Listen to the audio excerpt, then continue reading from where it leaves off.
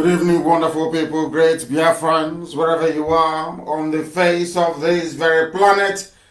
We welcome you once again to another very exciting edition of Radio Biafra live presentation on this very day, Wednesday, the first day of July, in the year of our Most High Elohim, Chukwokika Biama Pruminyan in 2020.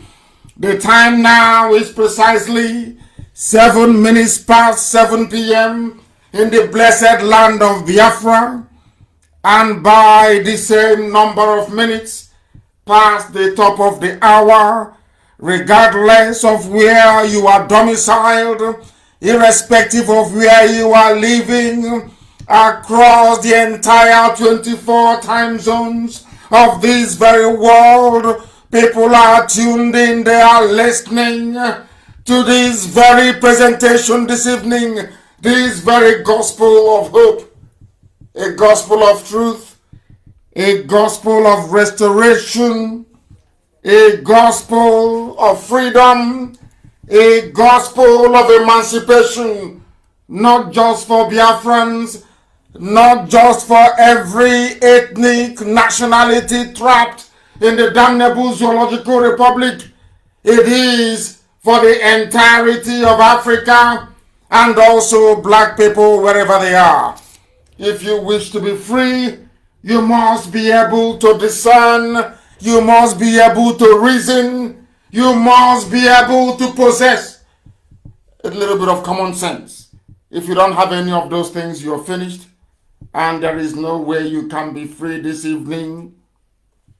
I say good morning, good afternoon, good evening to some of you. Encourage those who are around you to get closer, to listen with you. If they cannot listen via the same platform that you're on, please direct them somewhere else. Because we are on FM in Biafra land, we are on satellite. We are on various apps. We are also on YouTube as well. People are streaming this very content right across social media this precise moment. Because everywhere is at a standstill. They know when they listen to us, they will hear the truth, the whole truth, and nothing but the truth. Because we maintain very scrupulously so that we are whiter than white and whiter than snow. We have come to restore Biafra, and that Biafra must be restored in our time.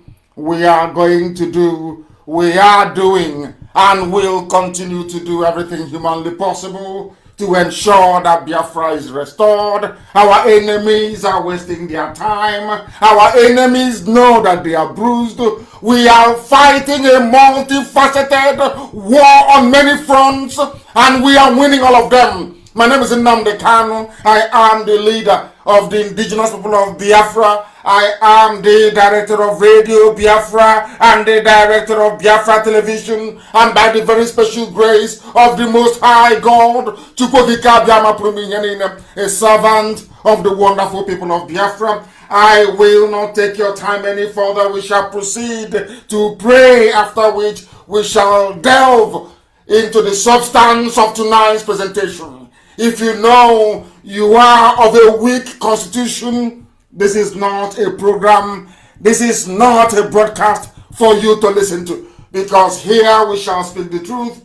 Because here we don't have any space for reformed saboteurs.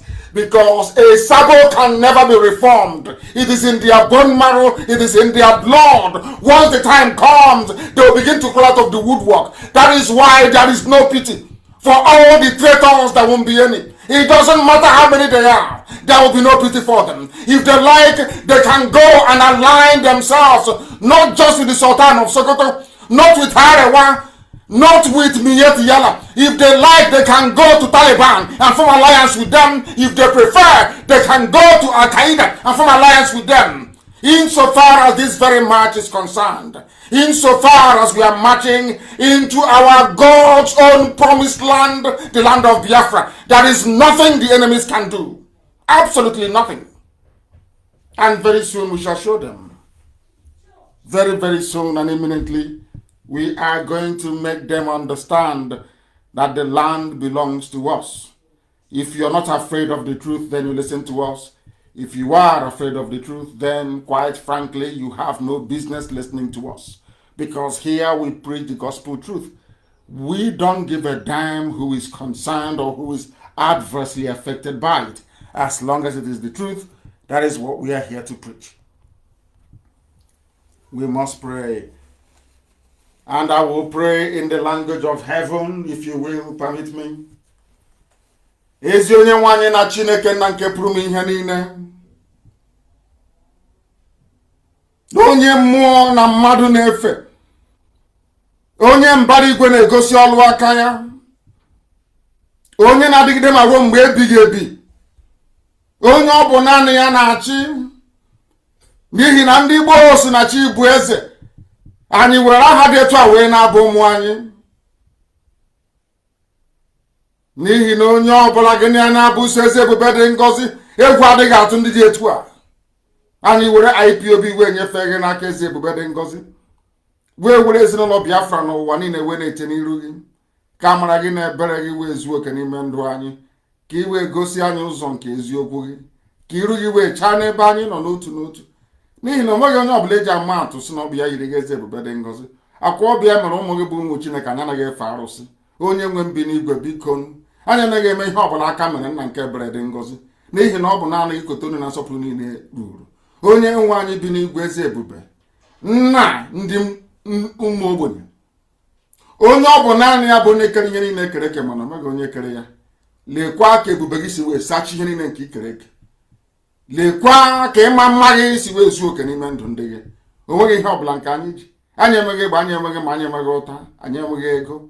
Mana ọ bụghị na-edu IPOB n'ụwa niile. Aha wee na-ehi ndondo ebe niile ụwa sọtụrụ. Onye nwe anyị na Chineke nna ọ bụghị site n'ihe nke mmadụ dị ndụ mere. Ọ bụ site sọsọ na ebere gị, na amara gị na ọmịiko gị, na ịhụnanya gị ebe ndị gị nọ. Anyị wee na-akpọku aha nsọ gị wee na-aja gị mma wee na-eto gị. Na-asọ ọbụla dị ka ndị mmụọ ozi si wee na-efe gị n'igwe nna nke ebere dị ngọzi. Na anyị onwe anyị bụ ndị dị ndụ n'ala nke ndị dị na-akpọ isi ala nye gị. Anyị si na anyanwụ na-egosi ịhụnanya gị Chineke nna nke igwe. Etu a ka kpakpando si wee na-eti. Na-asị na ọ bụ naanị gị bụ Chineke nna. Elu ugwu ma ndịda nna nke ebere dị ngọzi. Ọbụla na oke ufe nna nke igwe.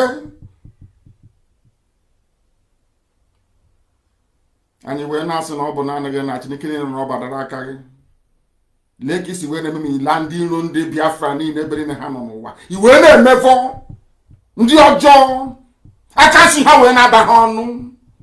N'ihi na ka ha ọgbọ ndị si na Biafra agaghị abịa, ndị dị etu agaghị adị onye nwe m. Ha agaghị anọ ndụ wee hụ Biafra. Ka ha rabụ ndị ikwu ndị ka ha wee megide eziokwu gị. Bụ mbọ nke anyị onwe anyị na-agba ụbọchị niile onye nwe m na Chineke nna. Ihere ga-abụ nke ndị dị etu a. Ma anyị niile bụ ndị nwe obi ụtọ na obi aṅụrị n'ime gị. Anyị niile bụ ndị nwe ezi ịhụnanya ebe nzọpụta gị nọ. Mgbe niile ka anyị na-asị nna nke dị nsọ na anyị ga-ebuli gị elu, ọka aka anyị ga-ebuli gị elu, nwanne otu onye anyị na-ebuli gị elu. Anyị na-asị gị biko na eze ebube dị ngọzi. N'otuto niile na nsọpụrụ niile dara aha nsọ gị eze ndị eze site n'ebighị ebi ma ruo n'ebighị ebi. Ise ise ise.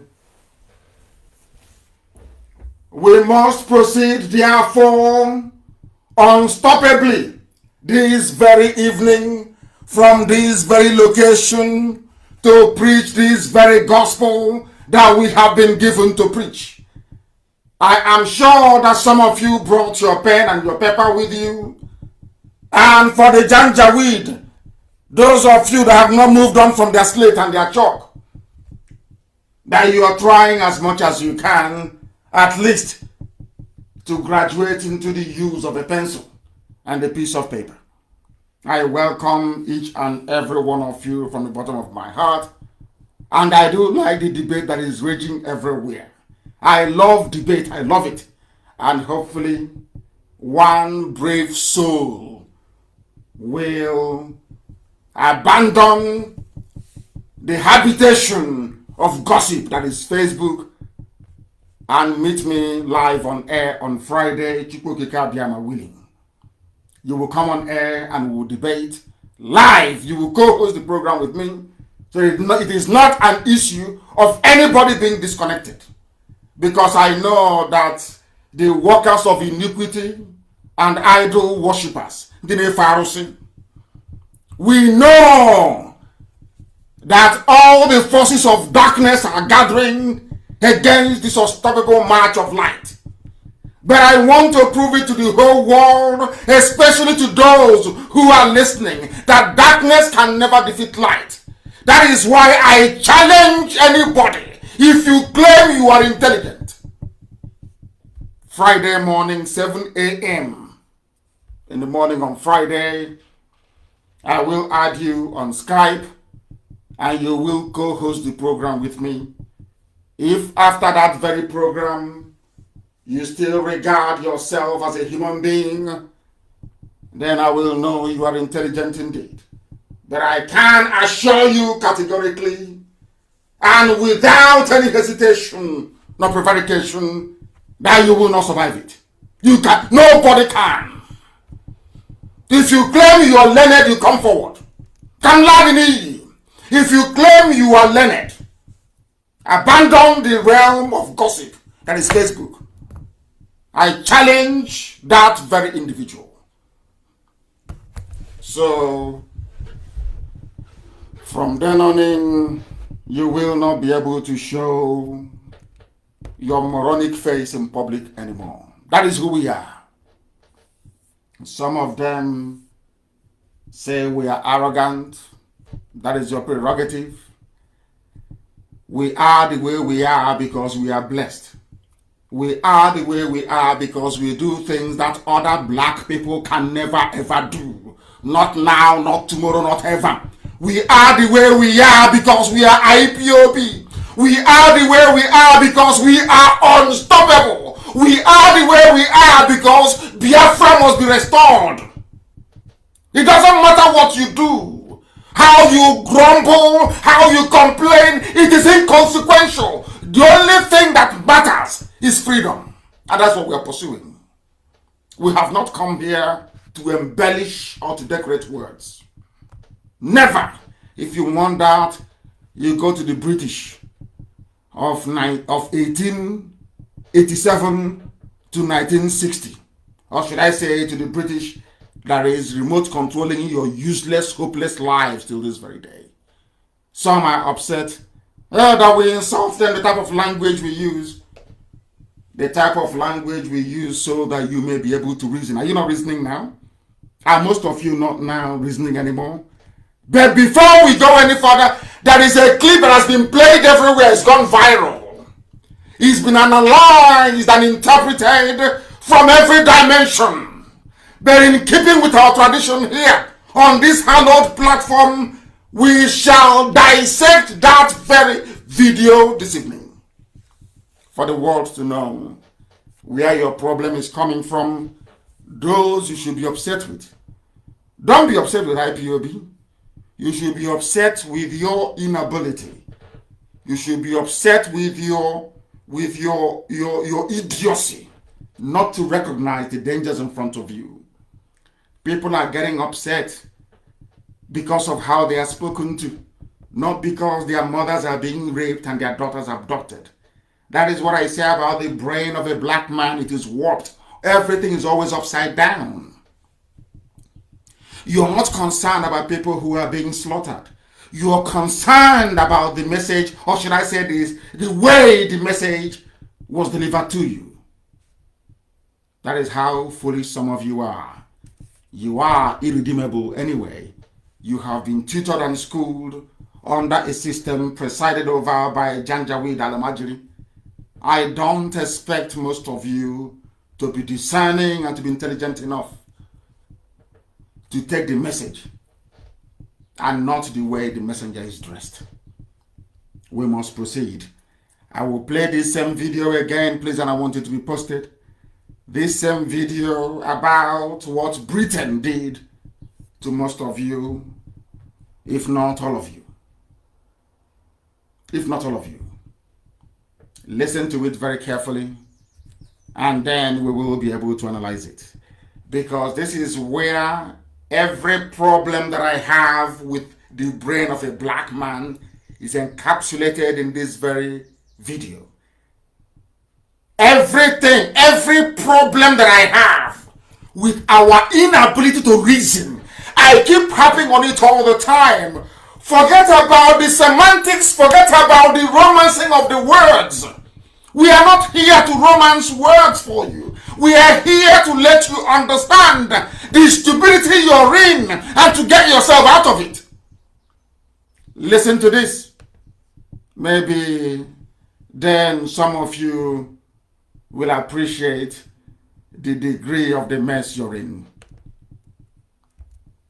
And Mrs. Carol Smith. Listen. Thank you.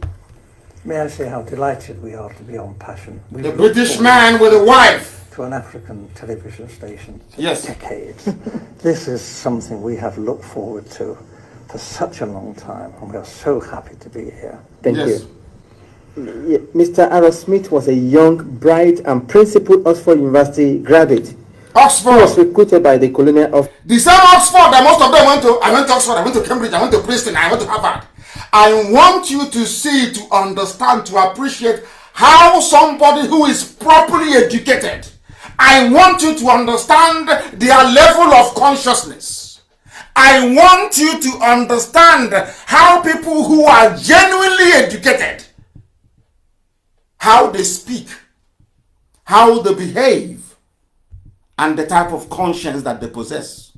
Unlike most of them in Africa, unlike most of the baboons that claim they went to Harvard, we went to Cambridge, we went to Yale, we went to Princeton.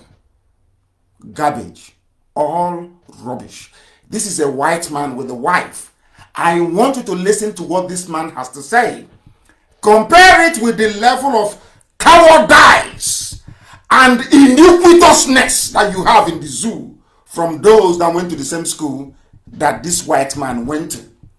Understand what he's trying to say. I want all of you who are concerned about the way we deliver this message to see where your idiocy comes from, to direct you to where your anger should be channeled to. Not messing about and faffing about on social media. We want you to reason. And until you reason, we will continue to preach this gospel the way we do.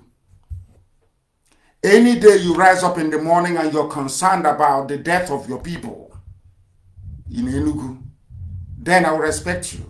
Any day you rise up and you're concerned about what the Mietiala is doing in Ebonyi State, then I will be respectful of your person. Any day you wake up in the morning, you understand that Delta State is gone, then I will respect you. Any day you get up in the morning and you understand that Willie Obiano is an agent of Janjaweed, that day I will respect you. Any day you wake up in the morning, you understand that there is something wrong for somebody to come from a fourth position to be declared the winner by a Fulani Supreme Court, that day I will respect you. Any day you rise up in the morning and get convulsed by what is happening at Lower Panta and now at Okwa, where people come from Mauritania, from Mali, from all across the Sahel to Abia State to live in the forest, that day I will have regard for you. Any day you wake up in the morning and you understand the desperation of the Janjaweed jihadists to take over River State, that day I will respect you. Any day you wake up in the morning and understand that those of them from Nigeria, the Zoo people, that claim that your friends, whereas all they're trying to do is to put you down, to subjugate you, to enslave you, that day I will respect you. But until that happens, you are a baboon and you are a monkey, you are nothing, you're a pseudo-intellectual, you know nothing, your brains are empty. And that is why you have no electricity, you have no running water, you have no good schools, you have no hospitals. That is why you find solace in hiding under what? The style of the delivery and not the substance itself. That is why you are beneath a human being, and that is why I would rather befriend or be close to a chimpanzee than to be close to any of you liars, deceivers, and cheats. All of you, hypocrites. This man went to Harvard. Sorry, he went to Oxford. Many of them went to all these Ivy League, I call them Ivy League universities in Europe and in America. This is how a white man behaves. No matter what you say about what, I remember I told you before that even in Britain there are good people in Britain. I told you that many, many times. That British people on average are conscientious, they are good people. Forget about their government. Listen to this man. This is, should I say, the fulcrum of what we're going to discuss this evening. Listen. Office and posted to Nigeria. He took his final examination a year ahead of his class. He also married Mrs. Carol Smith, whom he met while they were both at Oxford University. Yes. Together they went to Nigeria, where they had their 2 children. Mr. Carol Smith, you were featured in a program recently by BBC Radio 4, titled Document, and that was hosted by Mr. Mike Thompson. You are alleged that the British government rigged the first and most important election in the history of Nigeria in 1959 in favor of the North. Am I correct? Yes. Did you understand the question from the interviewer? The interviewer is a black man. Some of you have seen this clip. But in keeping with the brain of a black man, we don't delve into issues, we don't analyze it properly. No, we don't. This man is trying to let you understand the history of rigging in Nigeria. He wants you to understand who brought in rigging. I was watching a black brother in America today, an activist, with his assault weapon and his side pistol. Do you know what he said? A black American, he said in the main that black people are innocent and good people. That some white folks introduced evil to them. I want people to understand that had Britain not brought in rigging, Britain, had they not brought in rigging into the zoo, there would be no rigging today. I want all these pseudo-intellectuals, all these professional petition writers for hire. Any politician that we deal with, he will go and recruit some idiots, 4 or 5 of them to be writing rubbish. I want to tell you, all you zoo animals in Nigeria, this is where you should be channeling your anger and your desperation to these people that caused you unbearable pain and suffering, not just for generations before you, but for your children and your children's children, so that you place your anger properly. That is the thing about black people, they don't reason very well. They don't know how to channel their anger. Somebody came from somewhere, took you away in chains, tied you up in chains, gave you their God, you accepted it. No problem. Somebody is coming and telling you the truth, and you're saying it's an insult. And you're saying that God, those people are worshiping, you will not worship it. But somebody came and took you away in chains. I mean, do you see how funny you look? Listen, please. How long were you in Nigeria for? From 1955 to 1960. Yes. And we were based in Lagos. I was on the staff of the Department of Labour. I was largely occupied with employment problems, all the employment exchanges, and statistics, and international reports, and was kept pretty busy. I was also stationed in Lagos in charge of the capital and the port. I was the port labour officer as well. And I also devised a port labour scheme, and later a social security scheme, which was one of the first in Africa, which guaranteed workers some income after they'd finished work. It was a providence scheme. As I say, it's called the National Providence Scheme, and I was very proud to have put that on the statute book.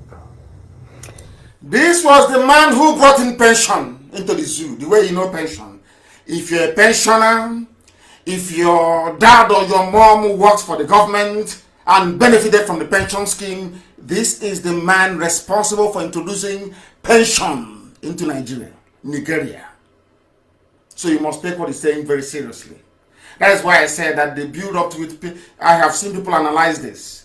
But I don't think actually the people don't understand the gravity of this very interview. People don't know how deep it is. Because encapsulated within what this man is saying or what he had said in the past lies all your problem. And the fact that you cannot see it is because you're a black person. You cannot see. Your brain is not fine-tuned enough to grasp very salient points when they say it. This is the man responsible for bringing in pension scheme into Nigeria. This very man, Mr. Smith, with the wife, being interviewed by a black journalist. Let's continue. I was going to ask you what your role is. You've mentioned 3 important. Is there any particular name given to your office while you were there? Just labor officer. I was a labour officer, a senior civil servant. Okay. I only intended to stay in Lagos initially. Listen. For 2 tours of duty. Although because of this conflict with the elections. Conflict with elections. Please, I want people to listen attentively, please. The only thing I'm doing in life is I just want black people to reason. Even for 1 second. Only 1 second. 1 second only. Just reason for 1 second. Forget all your petty envy and jealousy and greed. We'll deal with that later. I just want you to listen and be truthful to yourselves for once, that you may learn what we have learned. That is why IPOB is undefeatable. You cannot. That is why no matter how much you yap your rubbish and write your garbage, if you go back to the house, your wife will ask you, Nnamdi, have you heard what IPOB said today? I want you to pay attention. This very clip I'm playing, this video, is the most important video in the history of Nigeria. It is the most critical. This very video. That's why we must be patient. We will listen. It's about 24 minutes. We will listen to each and every word that comes out of this man's mouth. Very important. Listen, please.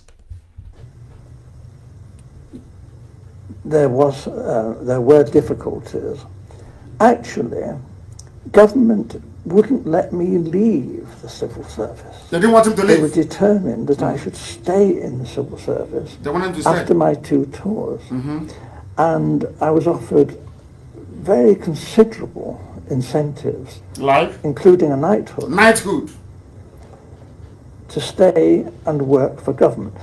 Primarily this was because I had access to state secrets.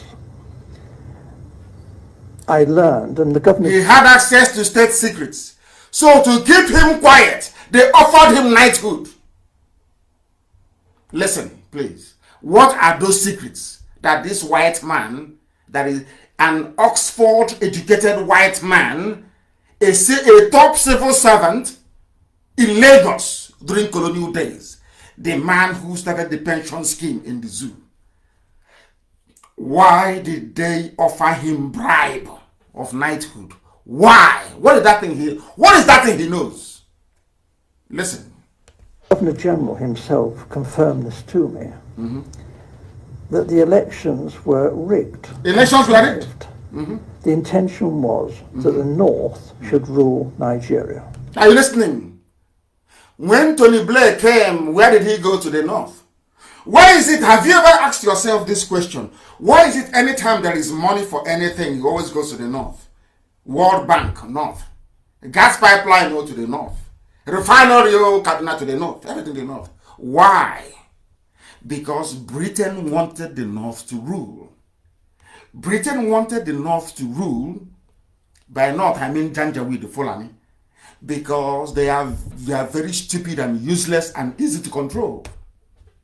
They are the only people that abandoned everything, their way of life, their culture, everything, and absorbed everything Arabic to their name. That if we begin to reel out all the names of the Janjaweed or Miyetti in high political offices, it sounds as if you're in Saudi Arabia, calling out the ministers in Saudi Arabia. Britain understood that with their Alamajiri Rankade culture, that the Fulanies can be controlled. Why was it easier for Britain to control the Fulanies? Exactly the same reason the Janjaweed have today over the likes of Mohanese and Dioshin and Diama and the rest of the very greedy pack, I call them, the envious pack. Why? Because there is only one thing you need in life for you to become an agent of an oppressor.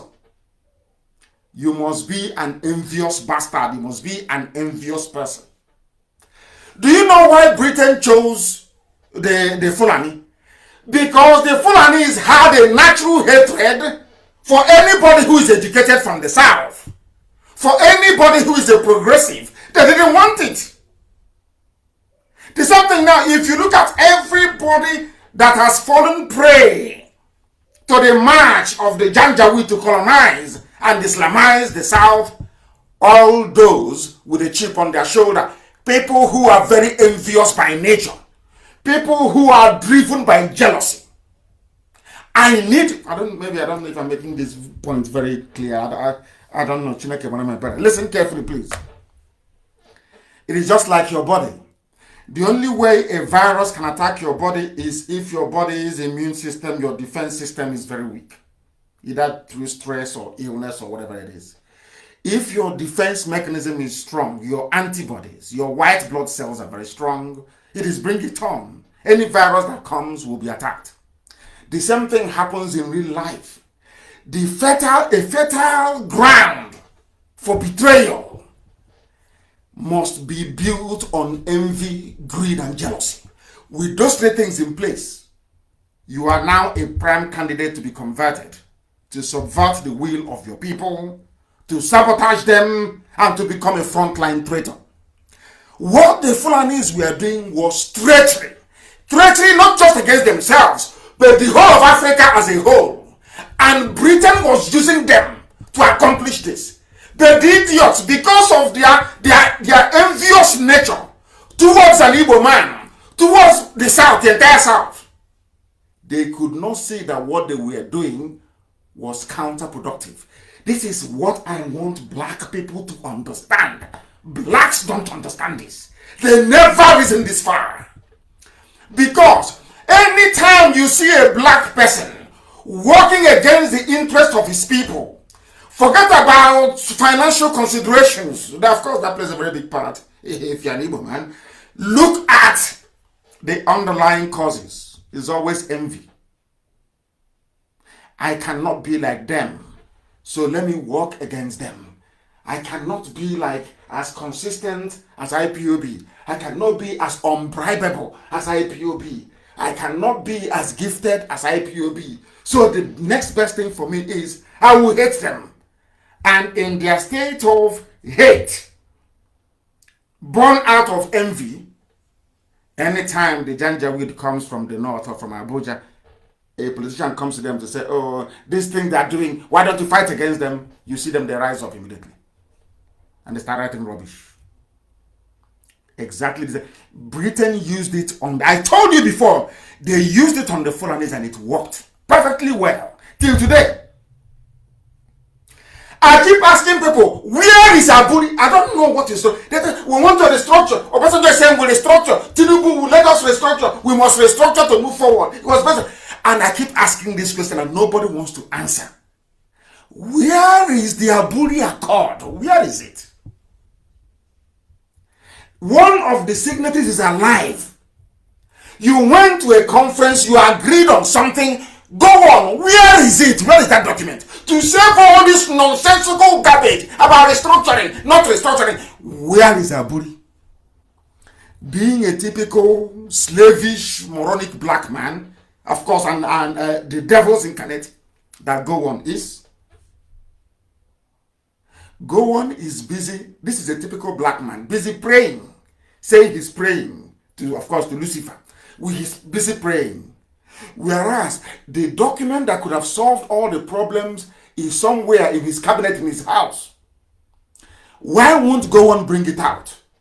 Because Gowon and his people are envious of the industry and ingenuity of a Biafran man.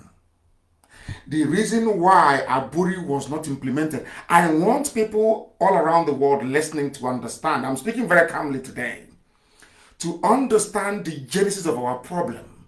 To understand that the way a white man reasons is different from how a black man reasons, and that is why we're in the mess we're in today. That's all, nothing more, nothing less. Because a black man does not see rivalry, a black man doesn't see banter, a black man doesn't see healthy competition. Where there should be competition, oh, let me try and be like him, let me try and be like her. They bring in envy, let me hate them because I cannot do what they are doing. That's all. As soon as we understand this very simple problem, all of our problems are solved. They used Fulani because Fulani had one thing then: a hatred for the educated South. So Britain felt, people who are schooled in divide and rule, the best thing to do is to give power to illiterates, to cattle rearers. Let them start so they will mess everybody up. So even the Britain that created the zoo, that is why I call Nigeria a racist construct. Britain that created the monster, the zoo, never had good intentions in the first place. Because if they did, there is no way that somebody preaching democracy, preaching good governance, preaching development and transparency will be till today actively involved in the rigging of election and in the subversion of the will of the people. Just tell me why they will do it. Why? If not out of, let us suppress them. You cannot, a virus cannot attack your body unless your immune system is weak. And what causes weak immune system is stress. Number one, stress. Number one, your immune system is down. Or maybe now 5G mass. And they say it's conspiracy theory, but go to South Africa, you see what is happening in South Africa? You know it is 5G mass.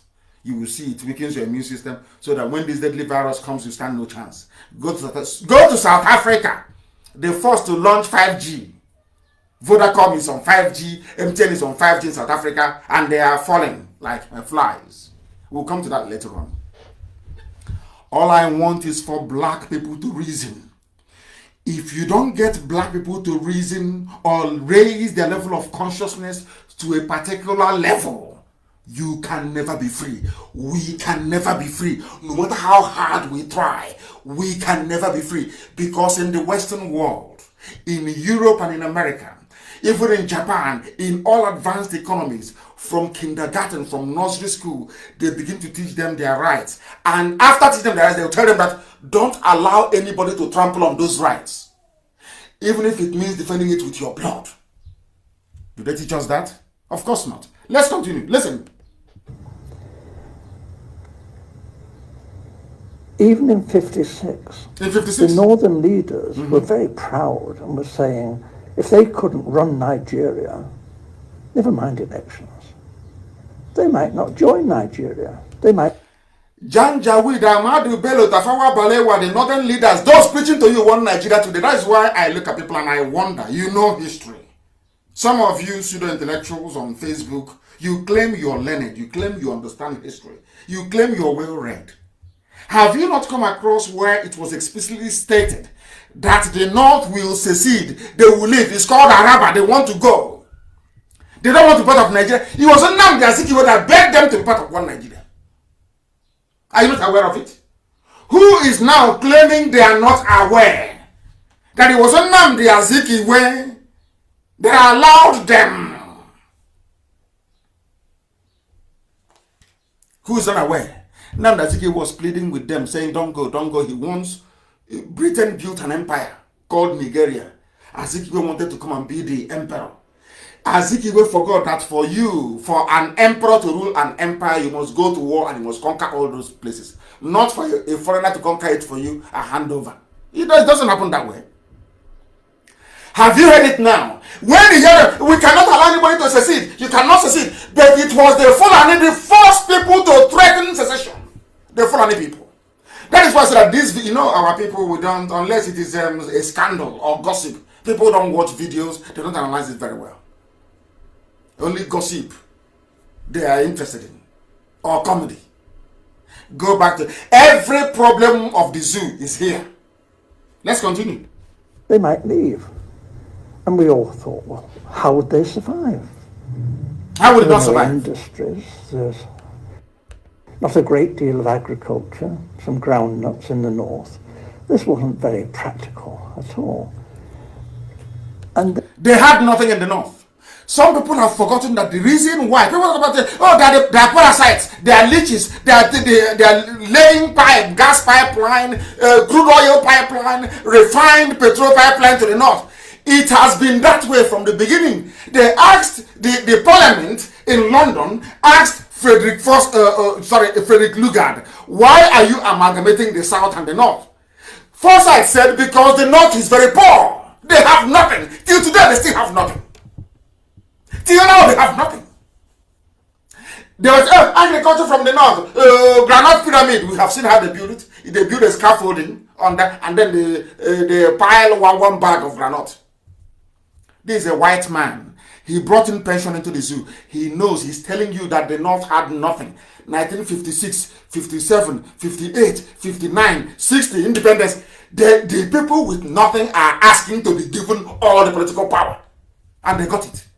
Those with all the resources in the south, both natural and human, those who went to school in the south, running the government, there's something that's happening today. They forge certificates in the north. They do I'm sorry to say the north. Fulani, they forge their certificates. They don't go to school. Even the houses of parliament, in their so-called House of Reps and Senate, you hear them every day. Do they make sense to anybody? Do they make sense to anybody? But they're the ones ruling you, because that was how Britain planned it. Why did Britain plan it that way? Because they don't want to see a black country develop. They don't want it. They prefer to be giving you Oxfam. We gave you £2 million pound aid. They prefer the handout. They want you to be the beggar. They want to play God. They are better than you. You are nothing. You are black. You are useless. You are on the ground. You can never aspire to anything good. So don't worry. We take everything you have and then we give you a bit of grant, a bit of aid. We give you 1 million to Ivory Coast, maybe 2 million to Togo, 3 million to Northeast. A black man can never see Try that thing in the West. Who can ask somebody passing outside, oh, please come and eat. They'll tell you, thunder fire you there. Why don't you come to my house to eat? Why must I come to your own to eat? Who are you to belittle me? The more you belittle black people, the more they love it. And we are telling you here on this platform, don't allow yourselves to be belittled. If you see what we are preaching as an insult, it means you're a fool, you're a complete idiot. You know nothing. People came from Arabia, Arabs. They put chain around your neck. When I preach it now, they say it is religious phobia. Idiots who don't know anything. Because of your stupid sensibilities, we can no longer preach the truth. If I say the truth, because of political correctness, I'll try to sidestep it. You are mad. You are insane. They came from Arabia to take us as slaves. They put 2 sticks around our neck. By the time we finished with that experience, we became Muslims. Europeans came with glittering chain, tied us around. Go and watch the Amistad. Go and watch. All of you should go and watch it. You will shed tears. By the time they finished with us, we became Christians. That is the truth. You can hide it however you like. You can massage it however you like. You can cry over it if you like. That is your business.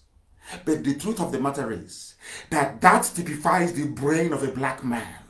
That is why we are not developing until we acquire a heightened level of reasoning and consciousness. We can't come out of this mess. What you're suffering today, we are fighting for Biafra. Britain made it so. Britain never wanted Biafra to emerge. Never. They don't want Biafra. Why? So that black man can have industries and have schools and hospitals. They don't want that. They want to feel big. That's big. Oh, how much aid did you give to them? How many aid workers do you have in Borno? How many aid workers do you have in Lake Chad region? They love it. We play God. You know, looking at sickly, emaciated African babies, taking care of them, feeding them from feeding bottle. They love it. Hey, they are God. But you are the problem. An average black person is the problem. They don't understand medication intended to heal them. Somebody can put poison in Ribena, or in honey. It tastes so sweet. As you're taking it, you're dying. If we ask you to stop taking it and take quinine, take something that is bitter, take the water you get from bitter leaf, you know it's very medicinal. You say, no, it's too bitter, I don't want to drink it. Oh, give me that honey. The Oyibo will come feeding you honey, laced with poison, and you're dying slowly. And IPOB will come with water, scented leaf, highly medicinal, and ask you to take it, you'll be alive, you'll get well. You say, no, it's too bitter, I want sugar, please, bring me honey, bring me sugar. That is what is happening. Nothing more, nothing less. Let's listen to the truth, please. And then it was, the Governor General seemed to be thinking that the North couldn't, even if it won an election, rule Nigeria by itself. The South wouldn't stand for that. So there had to be a partner, either the Igbos in the East or the Yoruba in the West, to team up with the North. What he didn't want was for the two southern parties, the Igbo and the Yoruba, to team up to form the government. Britain never wanted Oduduwa and Biafra to be together. Never, from day one. The reason why I say that this is the most important video in the history of Nigeria is because it contains everything. Now you can understand all the whole South-South nomenclature, Niger Delta garbage. You can understand all that foolishness, where it's coming from. I've asked this thing before. A few weeks ago, I reeled out all the names of the ethnic nationalities in the North. Some of you were shocked. There was not one single minority commission in the North.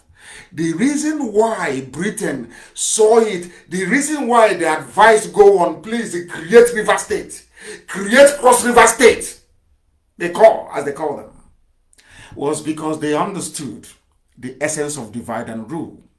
Britain realized they were the one that instigated Awolowo to fight against Azikiwe in Ibadan. They knew that once Oduduwa and Biafra are together, that there will be progress. So Britain never wanted it to happen. Never! Impossible. They went and they gave money to their agents. They are jealousy-driven, envious people to instigate trouble. And Awolowo came overnight and said, you know what Awolowo said? Azikiwe, please go back to your land. Ibadan is for Yoruba people. Go back to Igbo land and do your politics there. That was where Britain won. To your tent, O Israel. And when everybody went back to their tent, Britain now said, because the North has a bigger landmass, let's give it to them.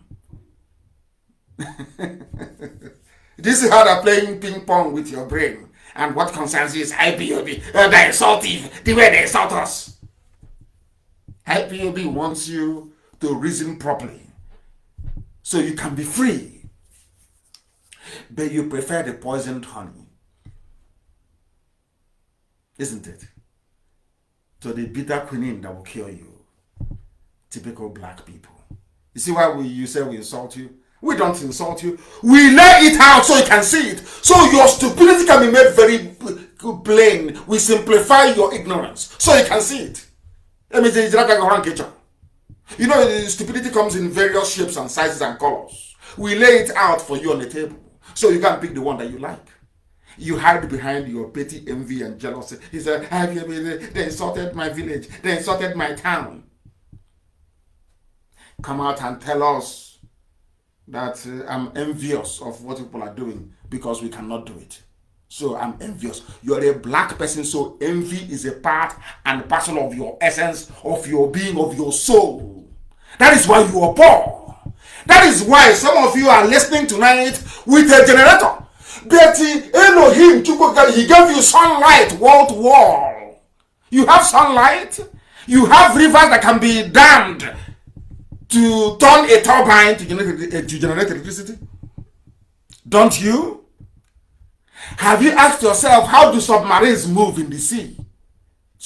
Nuclear powered submarine, how do they move? Even before then, how did they power submarine in the seas?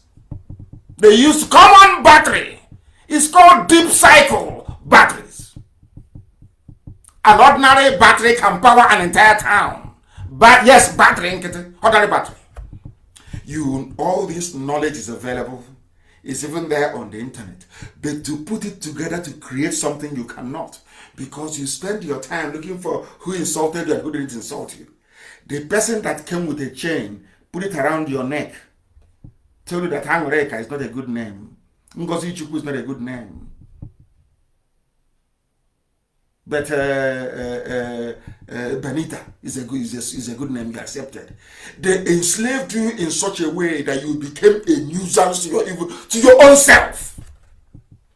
And we have come to untangle. So, do you think it's going to be easy? Have you seen where somebody actually underwent surgery before or had an accident and they have bruises all over? And you're coming to remove, the piece of fiber or clothing that is stuck on the wound. It's going to be very painful. Very painful. What we are doing is painful. We know it's painful, but it's for your own good. It's for your own good. Are you happy that killing our people? Are you happy that somebody that didn't go to school is presiding over your affairs? Do you know the amount of looting that is I'm going to do that separately. I think the 2 weeks is up. On Sunday, I'll do the Olisamitu expose on the amount of criminality going on in this. Some of you don't know. This is the worst government ever in the history of humanity. And you want me to be nice to you. In your stupidity, I think you're dreaming. Let's listen to this educated man, please. Because he believed the North wouldn't tolerate that and talked about leaving. The North cannot tolerate Oduduwa and Biafra together. The North will not tolerate Yoruba and Igbo man coming together. Never, ever, ever. The Fulani has a mission started by the British. The British said to the Fulani, you should never allow them to come together. That was why they know if they go for a Christian Oduduwa leader, that there may be room for maneuver. After the so-called handshake across the Niger, not this one, the one that Chobo Kadibo did many years ago. But some of you don't read history, so you don't know, but we'll tell you. The original handshake across the Niger was initiated by Chobo Kadibo. After that meeting, the Fulanies went into closed-door meeting as well and decided if we are going to allow any Yoruba man to emerge, it has to be a Muslim Yoruba. Sorry, Muslim Oduduwa. Muslim. So that way, that person will always be loyal to the Sultan of Sokoto. Now, are you following? Are you following what I'm teaching you this evening? Because what we tell you here, you can never get it anywhere else on this planet. Pure truth. If you go up and down, some assault up and down, you know it is the truth. They know. As for up, they are listening right now. They know it's the truth I'm preaching. Everybody knows. Everybody knows. So don't allow your petty village envy. You can't be like us now. I'm Nnamdi, you can't be me. You didn't. You're not learned. We went to school. You didn't go to school. So how can they defeat us in a debate? How is that possible? I ask you. We are not being proud or, boastful. It's a fact of life. You cannot. If you come, you'll be obliterated in 5 minutes. That's why we teach the way we do. So that you can know what we know. Fulani doesn't want it. That is why whenever they see an alliance forming between Oduduwa and Biafra, they will go and pay their irats more. They recruit more Yoruba journalists. They start to write garbage. But the Yoruba idiot writing this crap to destabilize Oduduwa Biafra alliance thinks he's doing himself a favor. The same reason why Aisha's boyfriend is in Asorok. Everybody knows that man there is not. Who doesn't know? Everybody knows that. We all know. But ask yourself this question. Why is it that a country of a contraption, as you say, of 200 million people cannot rise up one day and say enough is enough? Ask yourself that question. Why? Why is it in the interest of some people that Aisha and her boyfriends and all these idiots that remain in power to 2023? Have you asked yourself why that is the case? Why they are saying they will still retain power in 2023? Have you actually sat down to ask yourself why that is the case? No, you have not. And how can you? Listen. In the Federation. So as I learned, in a small way at first, but very rapidly I learned about the election fixing. And as I say, this was... Election fixing is election rigging. And who rigged the election? The first proper election in Nigeria was rigged. It wasn't rigged by INEC or FEDECO. It was rigged by white people, by Britain. Britain wanted to teach you how to be corrupt. They wanted to teach you corruption. See what they do? They want to put it in you. As is that day, has there been any free and fair elections till today? No. That is why when you go to them, they will write their reports. They will say, we went there was a few problems in 2 or 3 polling stations, but it wasn't significant enough to affect the overall result. Every 4 years, that is, if you want me to give the report of 2023, I'll give it to you. If you want me to give you the report of British electoral observers and EU in 2023, I'll give it to you now. What it's going to say is this. We witnessed some violence, some ballot snatching, and a few people who were disenfranchised, but overall, it wasn't significant enough to affect the outcome of the election. End of story. Right? What is today's date? Today's date is the 1st of July. The time now is 4 minutes past 8 p.m. in the evening. In 2023, Biafra will be gone by then. 2023, I will bring it out then and I'll play it again for you people. Or form, I'll try and save this. Their report, I'm telling you, the EU and the British observers, their report I'm telling you today what they're going to say to 2023. We witnessed violence, people were killed, houses were burnt, properties destroyed. But overall, it wasn't serious enough to impact the outcome of the election. And they put another Fulani Janja with there. That's how they do it. It was confirmed to me by the Governor General. He actually said that he wanted me to know the truth because he wanted me to know how much trouble I was in. You mentioned statistics, you were collecting figures. Is that for labor and unemployed people only, or listen, general? Primarily, but obviously my interest was in the population Of Nigeria? Yes, and Awolowo, the Yoruba leader of the action group, and Chief Enaharo, they too, other people were saying, where are all these millions of people in the north? Where are they? We're going up there to campaign. We want to know, And you see all these, thousands of miles of not very developed countryside, and yet the northerners are claiming that their voting registration figures are larger than in the south, larger, far more people up there. Well, actually, if you went through the Igbo land, Enugu and that, you saw lots and lots of people. Are you listening? A white man or Igbo, British, is saying that in the north it was sparsely populated. Listen carefully again. I don't know why the people don't. Hey, hey, God, this UG black people. Black. Hey. Did you hear what the white man said? The white man said that other politicians were worried about the high number of figures coming from the north. And who are those people? Biafrans again.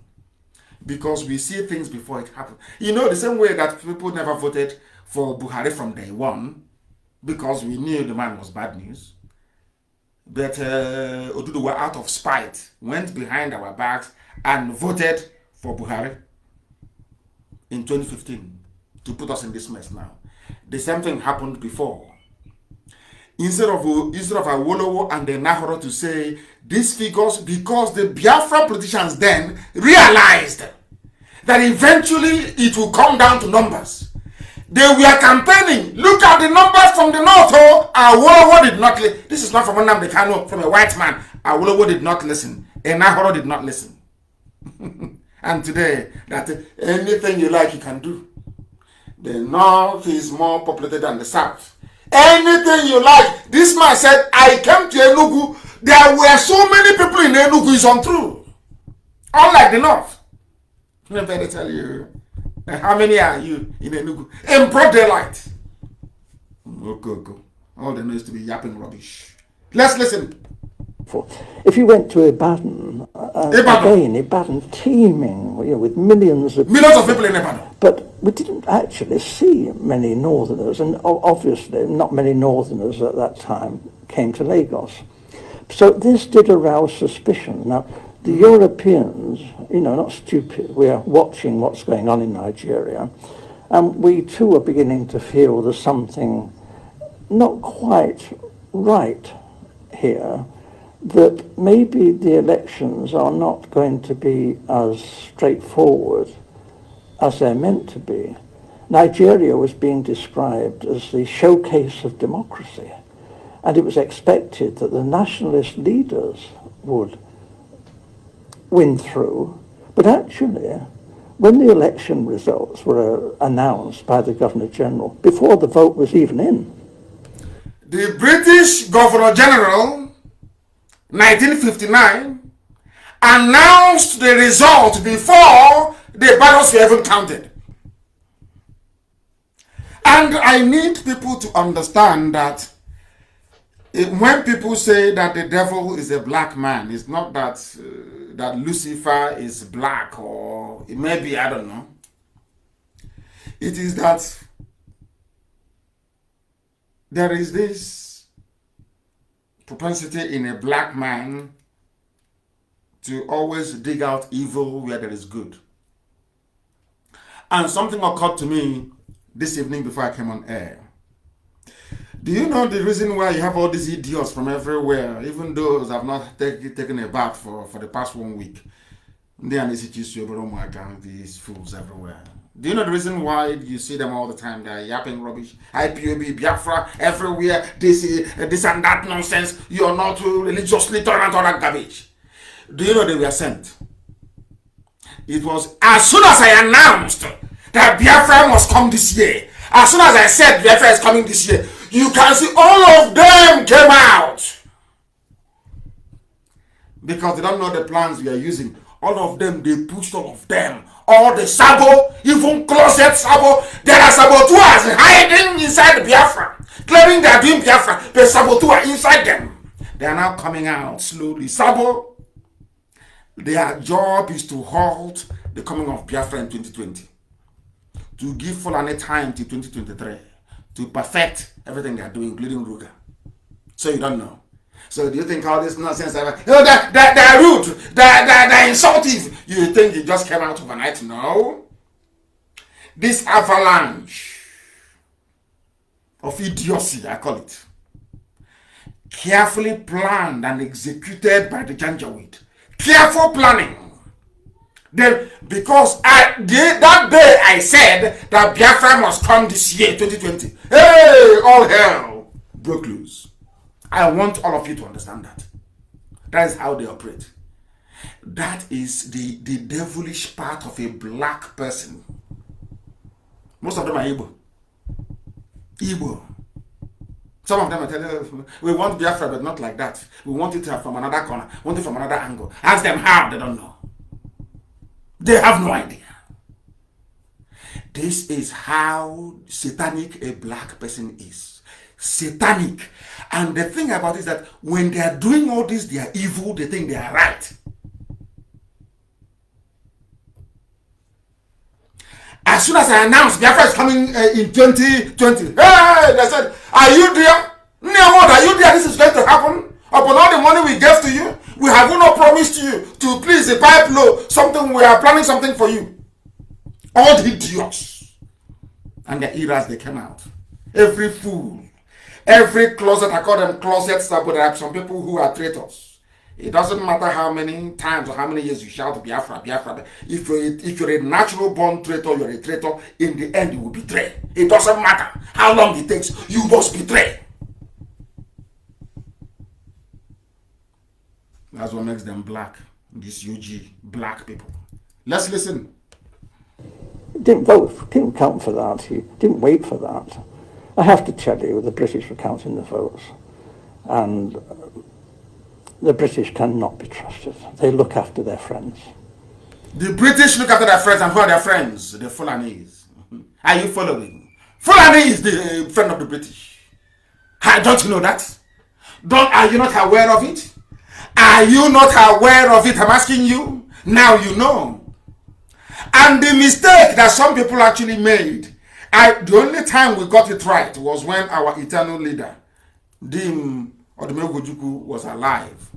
It was only, I wouldn't say I had always known anyway, but it kind of crystallized about a few weeks ago. Left alone to me, since Oduduwa went after Biafra, left alone to me, if I were to be a frontline politician from Biafra land, I will allow the Fulanies to rule forever. I will make sure Yoruba man can never near that seat. Since you want Fulani to rule, let them rule forever. I will rubbish everybody in the process. Now you understand why the likes of what's his name? Nzeribe said no to Abiola. Not because he wasn't a Democrat, no. A lot of them did it that time in order to remind Oduduwa people that betrayal doesn't pay. Don't you know that? That's what it is. Here you had a chance to keep Jonathan, who was a very moderate individual. Oduduwa said no because they didn't have enough ministerial positions. Only just to benefit a few families only, that's all. Now everybody's suffering. And have they learned anything? I doubt it. Maybe the newer generation may guide us in the right path. But the old ones, no, they know nothing. I'm going to tell them, you're insultive. Let this man tell you what. Britain announced the result. It's not, you know, black man always copy evil very easily. All the rigging techniques, Britain gave it to the zoo. To the zoo they created. Loyalty is the big thing for the British. And we were friends with the emirs of the north. Britain was friends with the emirs of the north. Emirs of the north. Now you understand it very clearly. Not with you, but with emirs of the north. People are telling me it is I should also try to accommodate other aspects of our news this evening. British, they always look after. That is why when Tony Blair came, they went to the north. Let me tell people one thing they don't know. The world view the zoo, Nigeria, from the lens of Britain. Britain tells you what is happening. After it is their colony, it is their contraption, they created it. So who else is an expert on zoo affairs if not Britain? That is why Britain will go and tell America, oh, please support the North. They will go to EU, oh, support the North. Oh, it's the North, support them. And you and I are suffering. And when we try to remind ourselves that we are suffering, one idiot will go to Facebook or go to Twitter and writing rubbish. Fueled by envy and jealousy. Nothing more, nothing less. To him, servicing his envy and jealousy is more important than being free. He would rather be a very envious, person than to be a free man. That makes him black on his UG. Evil to the core, to the bone marrow. You've heard the man. Some of you don't know. Do you know why Nnamdi went on and became anti-Biafra? Nnamdi was one of the people that composed the Biafran national anthem. If you don't know, let me tell you. He was part of Biafra. If you ask our dear elder, Mbazulike Amechi will tell you, Azikiwe agreed at the point that Biafra should come. Forget about the leadership. And he was blackmailed. They blackmailed him with ACB. I'm sure our dear elder, one of the very few genuine ones, Mbazulike Amechi, may shed some light on that. He was blackmailed. That was what killed Mazin Bonojike. Bonojike lied to save Zik. That's why Bonojike died at the age of 41. Go and ask. Mazin Bonojike died defending a very corrupt Nnamdi Azikiwe. I don't know why he's bearing my name. Azikiwe. Bonojike took an oath, swore. If you don't know, let me tell you. They blackmailed Azikiwe. They told him, if you don't support one Nigeria, we'll expose all the documentation you had, all the loans you took from Africa Continental Bank that you never paid back. He said, okay, I have to agree. Now, do you see why they tried to blackmail me? And I said, no. I love it anyway. I love when I'm being talked about in whatever way, in whatever shape, whatever form. They don't know that I know history very well. When the Janjaweed, they try everything and it fails with their Oduduwa lackeys, they are lap dogs from Oduduwa. They are lap dogs, Yoruba lap dogs to the Fulani. When they try everything and it fails, they go for blackmail.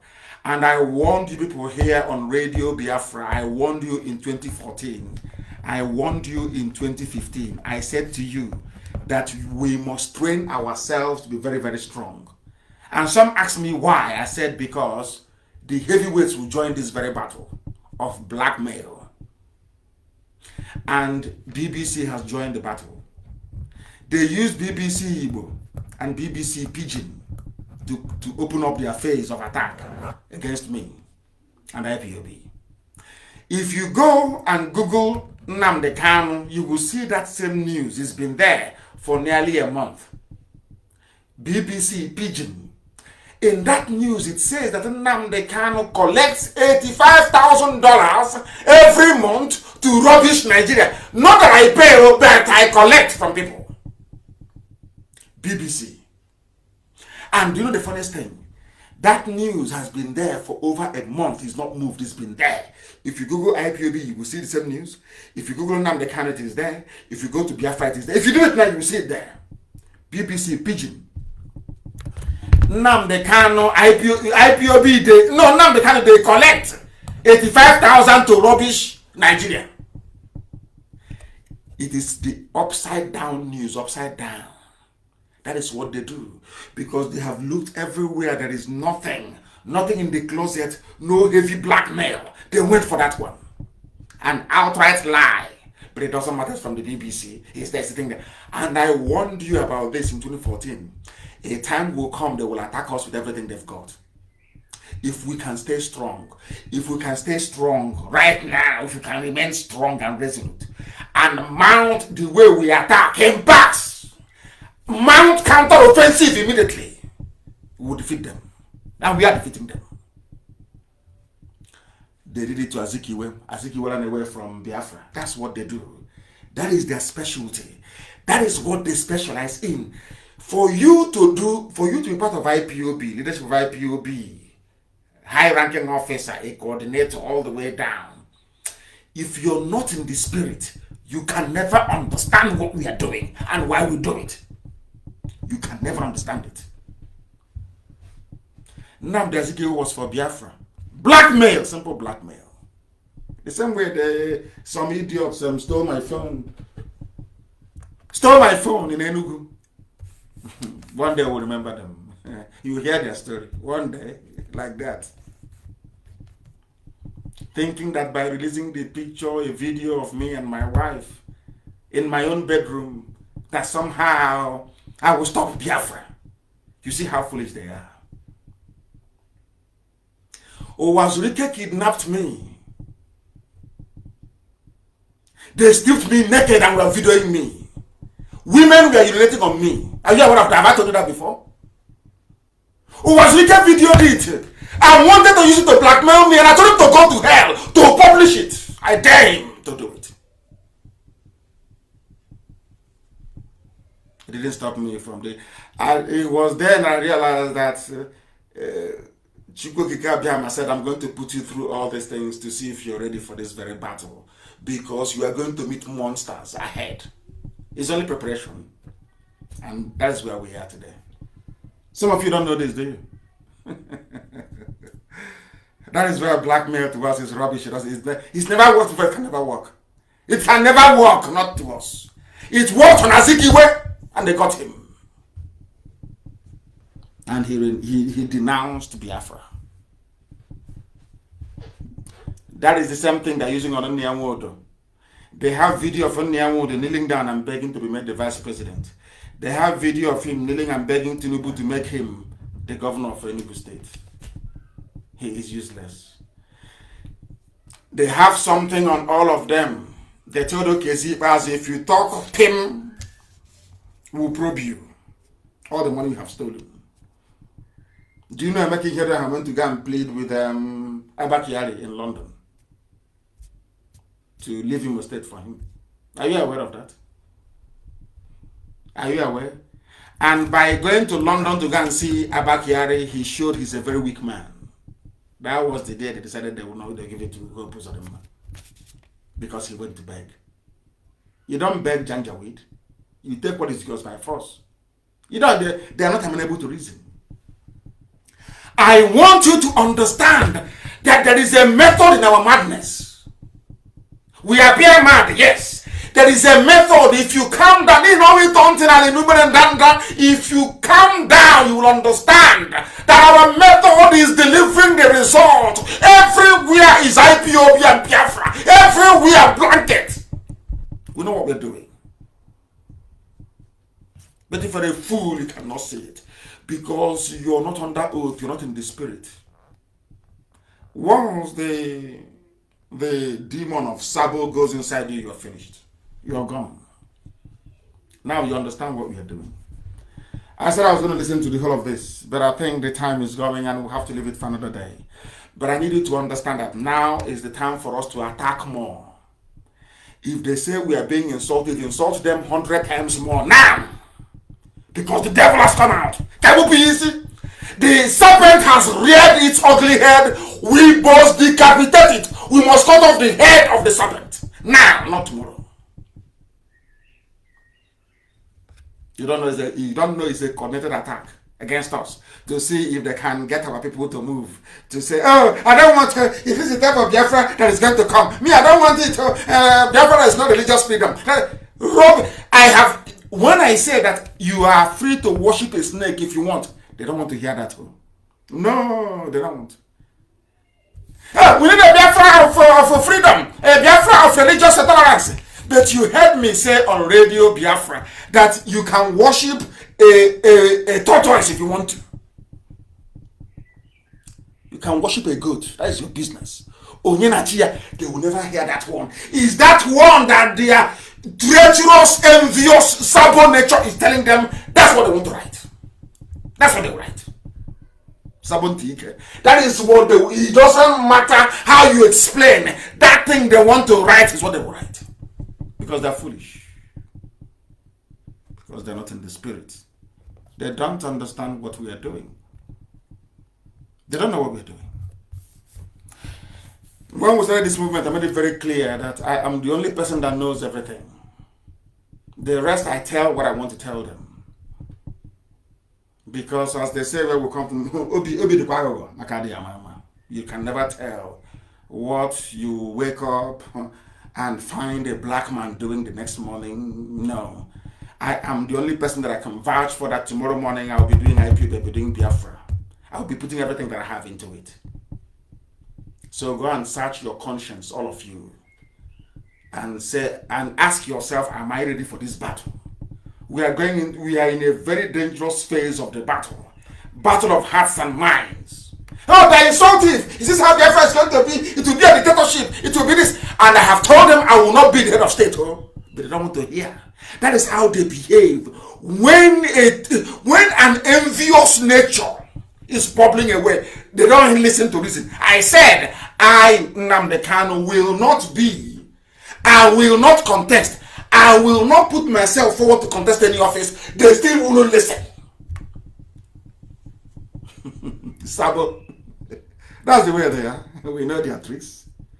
I am waiting for BBC to unleash their own Armageddon. That's what I'm waiting for. Not Homoko, not this riffraffs. These are hungry touts with the blue, black, and red pen. They don't talk in their shirt. They always wear long sleeve. They button it, but they won't tuck it in with sandal slippers. Light blue shirt and light brown trouser on top of sandal slippers. With her black above my bala. You know that little bag they carry. You see that with their pen. It's always black, red, and blue pen. Professional petition writers. There is something. Is this how Biafra is going to be? We shouldn't. We have, from day one, I made it very clear that Biafra is open to liberate everybody. I want Oduduwa to be free. I want Biron people to be free. I want TV people to be free. I want Hausa people to be free. I even want the downtrodden Fulani boy or man to be free. I want freedom for all. I was in prison, I was campaigning for the freedom of Fulani, of Hausa, of Yoruba, of everybody in DSS detention. In prison, I paid for lawyers to represent non-Biafrans. I perfected their bail. I gave them money to transport from Kuje prison to go home. Without asking for anything else. I didn't ask them to come and join IPOB or join Biafra. Because I believe in freedom. Freedom for everybody, not just for Biafra. I said for everybody. If you don't know. We must continue. We are live and we are there. The time now is approximately almost nearly 8 p.m. in the blessed land of Biafra. The whole world is listening. Humanity is, because they know we speak the truth. Why would they listen to us? You made this, it's that injection, you know, when we are small, your mom is taking you to go and get injection at the pharmacist. You'll be complaining. But your mom is doing it not because she hates you, but because she loves you and wants you to be well. Your mom knows that needle going inside you is very painful. It's not good for anybody. But for this, her lovely child to be well, you must receive that needle. That is the needle we are giving you now. You must, to have sex, you must receive it. That's what we are doing. Not out of hatred. How can you hate people and you're prepared to sacrifice everything to save them? How, I ask? If you don't want to be a part of what we are doing, I'm not going to plead or massage or make you feel good, no. You will take that drip.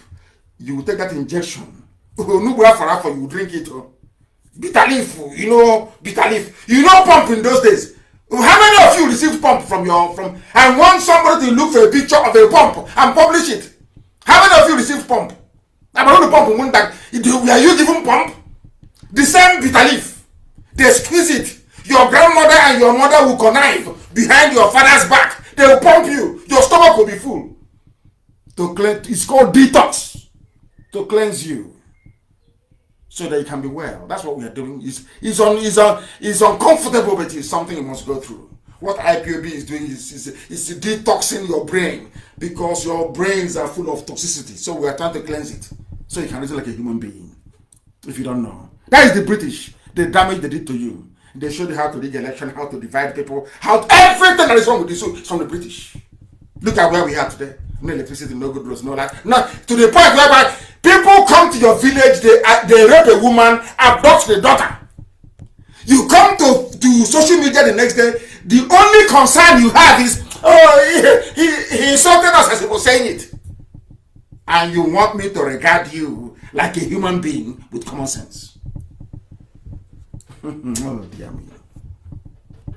And as you're busy yapping away at your idiocy, Janjaweed have brought back their bill. That Ruga, that Fulanization bill is back. If in case you don't know. As they are killing, they're very clever at what they do. They are being advised by the British. They know what they're doing. As they're killing you, moving into your land slowly, in a stealthy fashion, moving into your villages, one death at a time, one killing at a time. They have the police with them. They have the army with them. Meanwhile, your own sons and daughters of the villages where they are taking over and killing people are in the army helping them, not knowing that. They're in the police helping them. Or are you claiming you don't know? Are some of you not in the army or in the police? And your own villages are being ravaged. Do you see the foolishness of everybody in that zoo? Today we are telling you that they have resubmitted what they call an executive bill to the National Assembly for the federal government of the zoo called Nigeria to take control of all waterways and their banks in Nigeria. And this thing will pass. And when it passes now, you start writing, we need to protest. And after 2 days, the whole thing dies down. It is only IPOB that is consistent. Every blessed day, those same issues, we raise them. Every day, we raise them. That you may know what is happening to you. They are bringing back the Ruga bill. It's coming back and they will pass it. Because all the governors, they have promised them vice presidential slot. All of them. After the expose I did on the woman that the daughter was abducted, all of a sudden Anambra State sent some people there to go and give her money. I saw her now. She's now wearing makeup, foundation. She's wearing eyelashes, false eyelashes. They made her up. Brought a makeup artist. They made her up. And I'm thinking, is this same woman I was talking to the other day? That's how blacks are. Black people. Now you understand, don't you? What we're saying. Somebody saying, hey, this is a bad bill. All Nigerians, all niggers in the zoo must rise up now to resist this obnoxious bill. And for those who are listening from civilized societies wondering why this man will be calling their own people niggers, is because that is their name. Nigeria is Nigeria. It's nigger. It's the nigger territory that is the name. And that is why they are Nigerians. They are the only people to be named after a slave and they will take it. They are the only people that you come to them and say to them that your name which praises God in heaven, Somto Ojukwu, is bad. You should try and answer Bonaventure and they will agree. I want people to understand that there is something defective in the brain of a black man. That is why you will abandon everything that you are to adopt something that you're not even good at in the first place. Do you understand me? And somebody cleverly wrote, or should I say, commented or even observed what has been happening, what has been going on. The person said, do not blame Janjaweedism, Islamization, on anything else. Blame it on colonialism. Very, very important. Because our argument has been very simple. Very, very simple.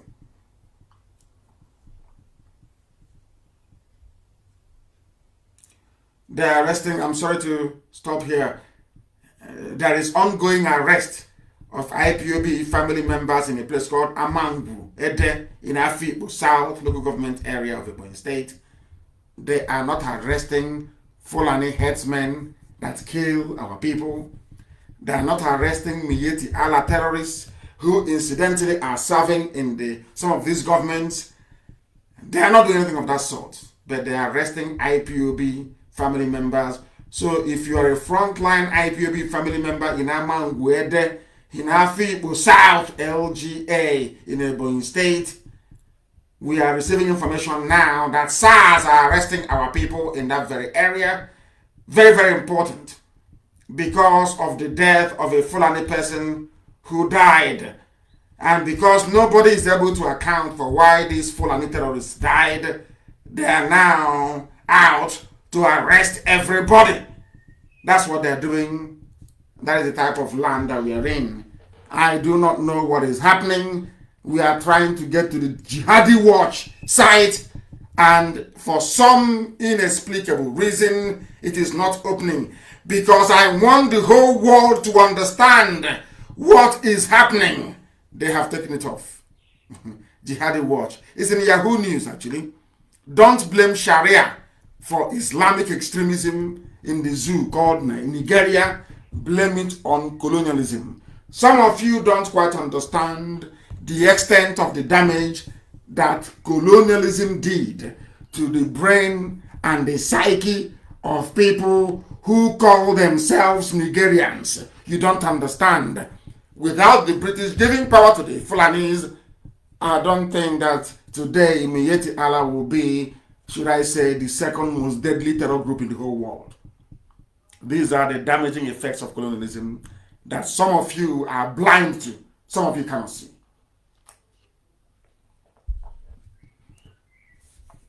But we must continue. Some people are saying you must restructure now or risk collapse. Who is saying restructure now? Or Obasanjo is saying so. Restructure now or we risk collapse. Or Obasanjo, but you went to war to fight against restructuring. True or false? Ojukwu went to Ghana to negotiate at Aburi with Gowon. Ojukwu came back and said, implement Aburi. Gowon said no. The next minute, you people flooded our land, and by the time you are done, 5 million people lay dead. And now, after 53 years, you're asking for black people. You're asking for restructuring. You're asking for the same Aburi that all of you saw but did nothing about. That is the way they are in the zoo. That is how they reason.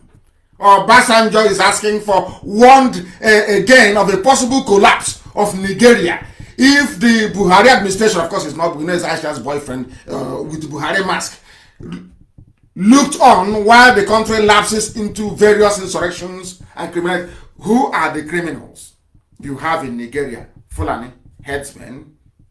Who are the terrorists you have? Fulani terrorists, Boko Haram, ISIS in West Africa, Al-Qaeda in the Maghreb, and some all Fulani. In spite of all these shortcomings, Britain still wants them to retain power. Something I can never understand. And now people are lamenting. Oh, that is restructure. How can you restructure? You went to war to go and kill restructuring. Now you're asking of restructuring. The same thing will happen to our people, Biafrans. One day they'll be pleading and say, oh God, where is IPOB? Why is IPOB not here? They will beg. After, if somebody said to the zoo that time, 53 years ago, that one day this thing that you're fighting Biafrans for, you'll be begging for it, you won't get it. They won't believe it. Everybody now in the middle belt, where Go On comes from, is asking for restructuring. They want the same thing that was negotiated at Aburi. But they went to war because of it. That is a typical black man. They went to war, killed 5 million innocent Biafrans because of it. And after 53 years, shamelessly they're asking for it. What does that tell you about them? What does that tell you about them? We must warn our people in Africa, please. Very, very important to go into the bush tonight. Because Dave Umahi is spearheading. Have they cut us off? Because Dave Umahi is spearheading the raid in that very place. They are arresting our people. Very, very sad indeed. That's what they do. Very, very sad indeed. I've preached before about Ottoman Danfodio, what they are doing and what they will continue to do, if some of you will understand. It was the same people that said 1914 was a mistake. Somebody wrote something very, very important, which I will try and go through later on. But we must understand that the history of the Fulani in West Africa, like that of Islam, is essentially a violent succession of military conquest. You must understand that. This is what I want to do to understand. I want Yoruba people, you to do what to understand this. Understand this. Understand it. Don't be like Obasanjo. After 53 years, you now realize you made a mistake by going to fight Biafra. What was Biafra? Biafra was about restructuring. It was when that restructuring failed. No, it didn't fail. It was when Britain advised Nigeria, Go On, through Fulanies, to abandon the restructuring, that the war broke out. So Obasanjo went to war to go and fight restructuring. After 53 years, he is now asking for the same thing that he fought against. People must ask Go On. Go On, stop praying. Show us Aburi Accord. And tell us why it wasn't implemented. That is the type of truth people should be after. Not all this cosmetic nonsense. The structuring, 4 regions, 6 regions, 8 regions, rubbish. The issue is Gowon alive? Yes, Gowon. Where is that Aburi accord? And another question is, as you're bringing it out, tell us, why did you not implement it? End of story, and the whole issue is solved. Deceivers, people deceiving themselves. They know where the answer is. Why are you having a restructuring debate when Gowon is alive? Go and ask him where is the damn document, bring it out. And then you hold him and ask him, instead of this your useless prayer, you say you claim you're holding. Bring out, as you're bringing out your Bible again, your fake Bible, bring out the Aburi Accord. And as you're praying to, you claim you're praying to God, ask God, answer, why did you not implement Aburi Accord? People are there deceiving themselves. They're asking me when I go to see diplomats, won't you agree to a restructured Nigeria? The one that was restructured at Aburi, what happened to it? What happened? You want IPOB to key in, to prepare for election in 2023 to become relevant. But was it not what happened in Imo State? People voted and they put in number 4. From number 4 to number 1. If we come out now to defend the votes, they will kill us. And what will you do? You say, oh, he brought out people to die. People are just so dumb, it's unbelievable. And that's why I'm telling you who you are, and you say I'm insulting you. Who told them insulting you? Who told them insulting you? There was something, a news I saw today was so shocking I couldn't believe it. So shocking, was unbelievable. And when I see such news, I double down on the way that I speak to people. I double down on it. When you went to war 53 years ago to go and kill the restructuring which you're now asking for, which I think is very bizarre, very foolish and very bizarre. I can't understand it. I can't understand. Why then did you go to war? Why did you kill 5 million Biafran people? Why? Ojukwu went to Aburi to negotiate for a restructured Nigeria. Came back and asked you, please implement what we agreed. He didn't ask for Biafra. Ojukwu said, implement what we agreed in Aburi. You said no. That was why the war, that was why you invaded my land, to kill as many as you can. And today people are asking for restructuring as if the man that negotiated for restructuring is dead. Gowon is alive. So, Obasanjo, take your query on restructuring, not to Aisha's boyfriend in Asorok. Take it to Gowon. Maybe you might get some mileage out of it. I read this news and it reminded me as to why I keep saying it all the time, that black people are intellectually deficient. I'm saying it now, so those of you who have white friends and you cry, oh, he should take it easy, he's insulting people. Listen carefully to this, what I have to say, please. This is headline from British Guardian newspaper. Petrol sold to Nigeria from Europe is dirtier than black market bush fuel. Do you know what is a black market bush fuel? It is those, what they call the model refineries you have, that those that are into oil bunkering do in our land, in the southern, in the coastal region of Biafra land, especially in his own land. What I'm at a loss to understand this.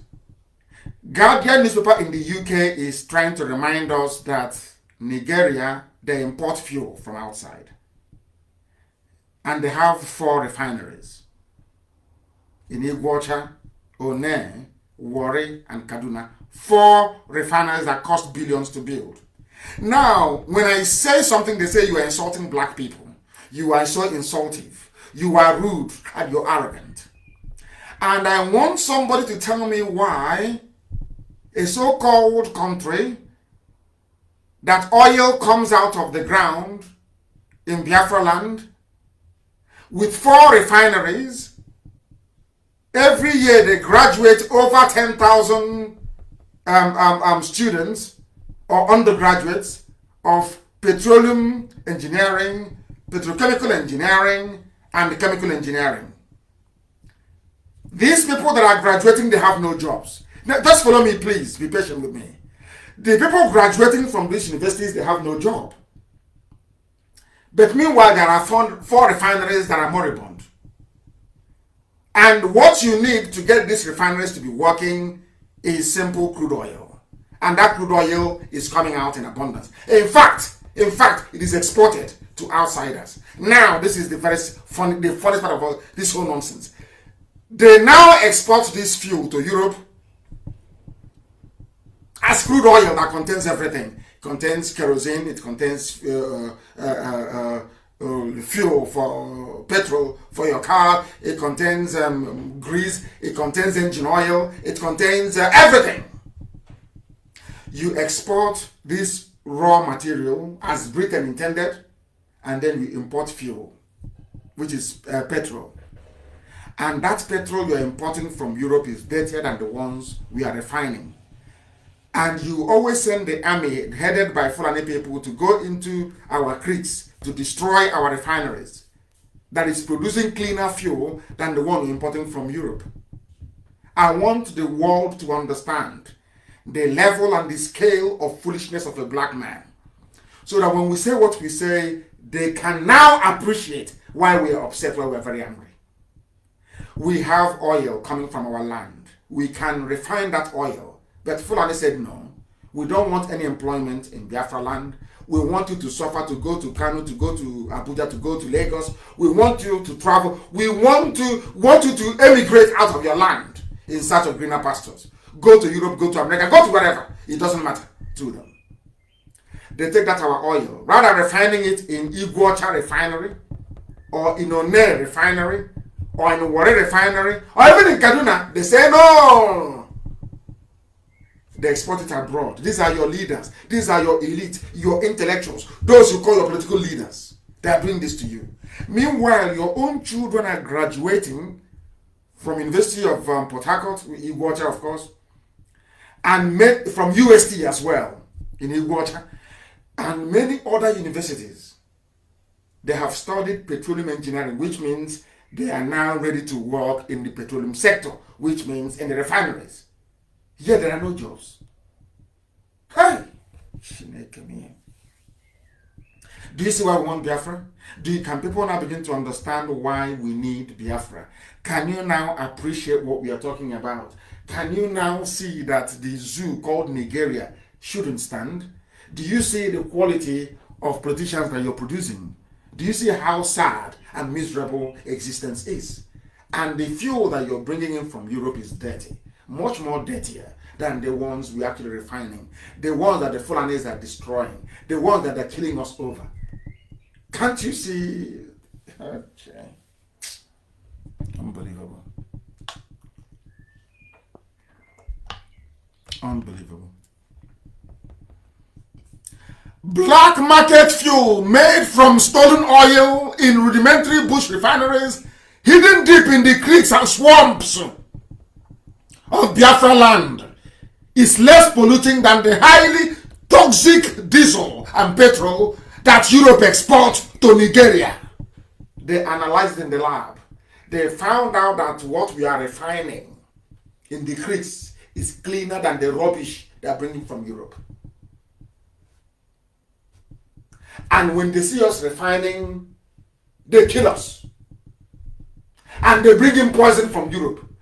That is the aspect of the reasoning of a black man that I can never condone. Do you see why I said that black people are backwards? Our reasoning is backwards. Do you see why we want Biafra? People graduate from universities. They graduate and they give them a very poorly made Chinese phone. They come online campaigning for one idiot or the other, saying it's the turn of my village, yet they have no jobs. The refinery is up the road, it's closed. The one you're trying to refine in the house is better than the one they're importing from Europe. They transport the crude oil to Europe, they only bring back one item, petrol, out of it. So all the other components, aviation fuel, paraffin and everything is now left to European colonial masters. And you come back and you claim you're intelligent. You claim I should respect you. Are you not even ashamed of asking me to respect you? That is how the zoo flows. That is how they work. That is how the zoo works. That is how it works. And that is why we must do all we can to ensure that Biafra is restored. Restored in our time. Restored in our time. Restored in our time. That is the way it is. That is why somebody wrote today, I got it very early in the morning. The person that said, wonder shall never end. Those of them that believe in one zoo, one Nigeria, how market? How? I posted it. How market, I'm asking you. They have now flagged off their gas pipeline to Tunisia, to Algeria. And you're busy writing rubbish on Facebook. Nnamdi Kanu is insulting. IPOB, they insult you. They are digging pipe and taking the gas to North Africa. You morons, you idiots. You're busy writing rubbish. Polluting everywhere with your daftness and your ignorance. Your oil is traveling all the way to North Africa. Your gas is all the way to North Africa. And you're foolishly there, as useless as ever. You're a graduate of petroleum engineering. No jobs. That's the thing you should be working on is traveling to Tunisia. Traveling to Algeria. And you're there. Campaigning for the next idiot for another 4 years. When you know that Biafra is the way that leads you into the light. You're busy gossiping your lives away. If you have something meaningful doing, will you be gossiping your life away? There is something they need to understand. Something all of you, including the ERATs and all these professional petition writers, something you ought to understand. Very, very important, please. You must understand this. That somebody wrote this and I'm going to read it, please. Every politician from the South, including Tinubu, all of them, they are driven by an untold degree of selfishness. While in office, they are all aspiring for the next office. That's why after governor, there must be senator. After senator, there must be governor. They keep rotating themselves. That is their only ambition in life. Aboga Awosa is an example. The strategy to get on the ladder is to sacrifice your people. That's what they do. As Aboga Awosa did in Imo. Their towns and their villages and their region. They are prepared now to call Miyetti Yala and hand over Abia State to Miyetti Yala. As long as they go to Senate. We are doing these things to ourselves. And some people will rise up tomorrow morning to defend a charlatan. Rise up tomorrow morning to defend a traitor. Nyawodo is there and they are killing his people. He's never uttered a word. Not one single word. You remind him to say something, idiots will come out and say you're insulting him. Fools. Anyway, just a handful of them. We cannot give you, in fact, if I start to name all of them, I will be here till tomorrow morning. Remember Peter Odele, an Igbo man. He said he's not an Igbo man because he wants to be president of the zoo. He wanted to run for presidency. He squandered the whole money that belongs to River State. He gave it to northern emirs and he gave it to northern opinion leaders. At the end, he failed. Remember that during Obasanjo's tenure in office, he promoted infrastructural development in the north in order to get a third term, his third term agenda to pass through. At the end, he failed. Remember our dear brother James Ibori? He wanted to be vice president to Yaradua from Delta State. In fact, he converted the Delta State liaison office in Abuja to another ATM for all the northern PDP members. At the end, he did not only fail, he was sent to prison. We remember our dear brother Goodluck Jonathan. He postponed every development in the south of Biafra land because he was waiting for his second tenure. He put all his resources into rehabilitating Alamajiri in the north.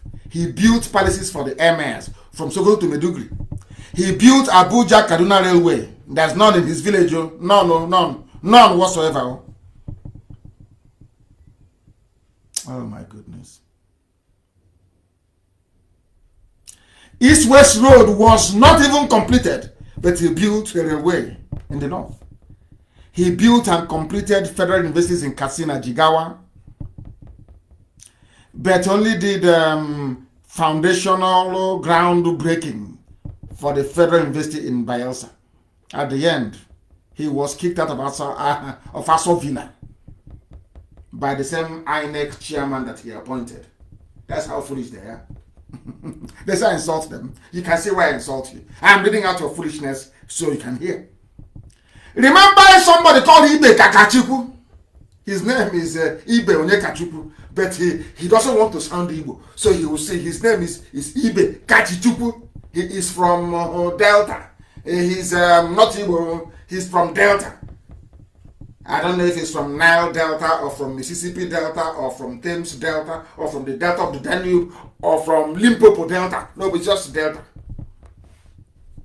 Hi, Ibe warrior. Ibe Kachuku is his name. He was the general managing director of NNPC and a junior petroleum minister.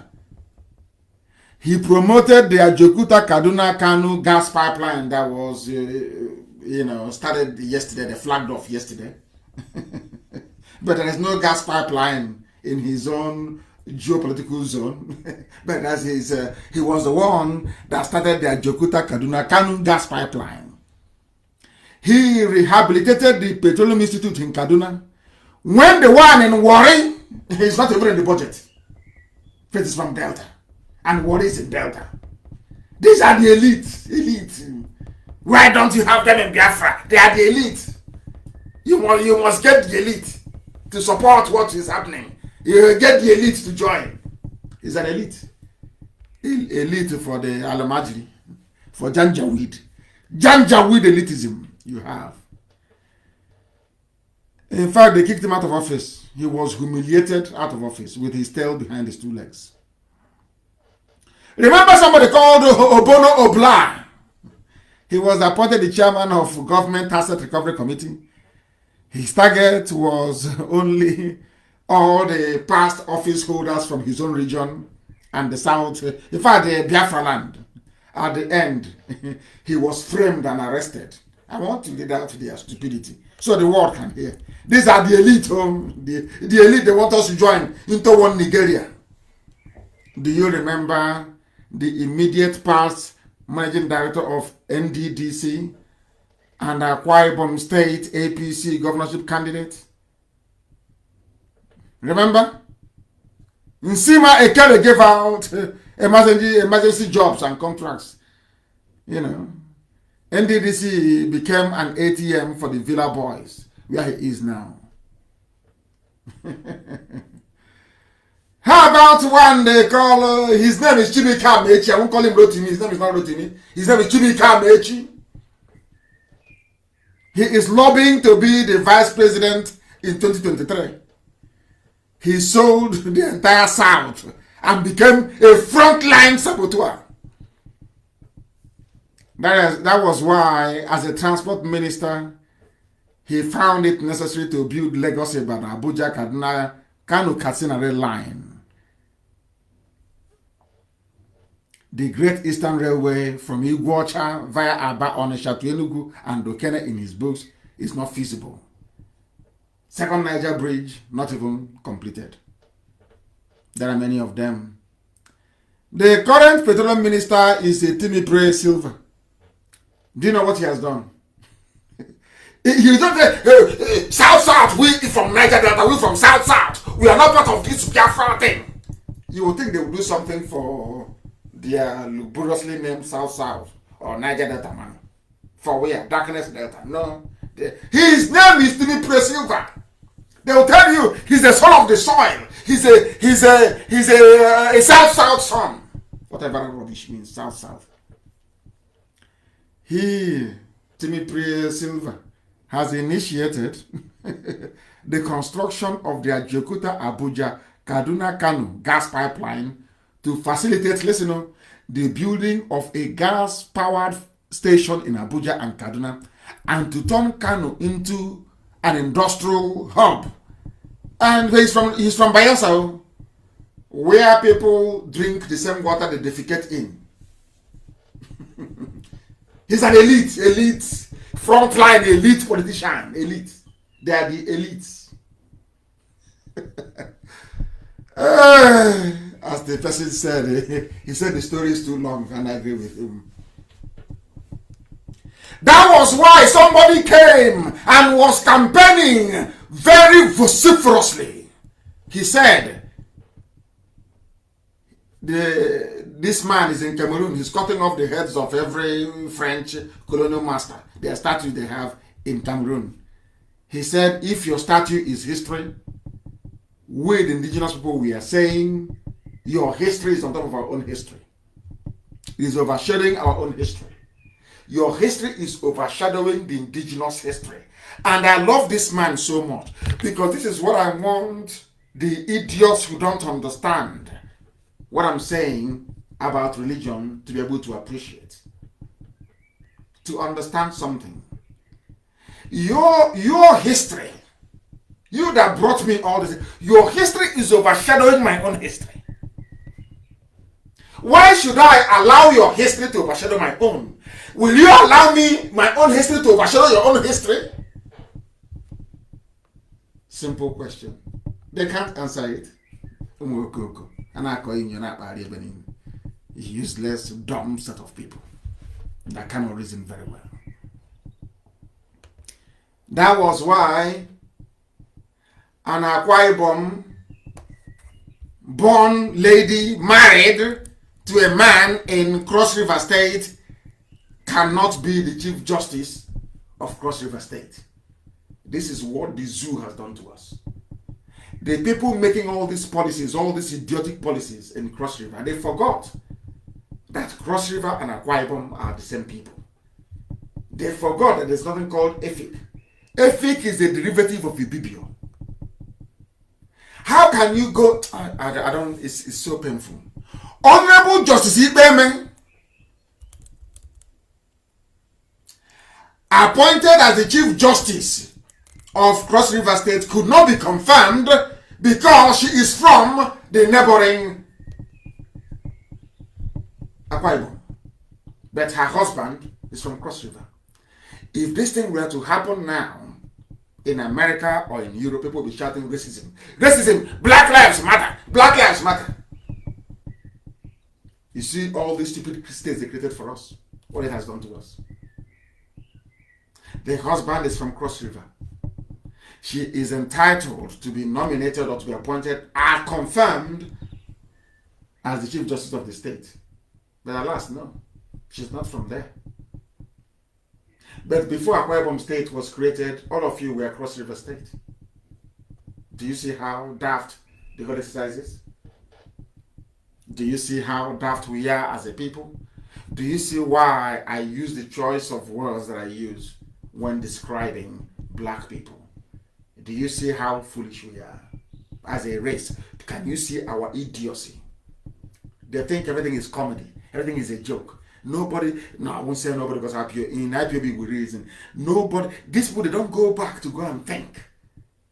Before, this place was called Cross River State. All of a sudden, it's so sad, so sad, so sad, so sad. I don't know, I'm tired and I'm fed up. Tired and fed up.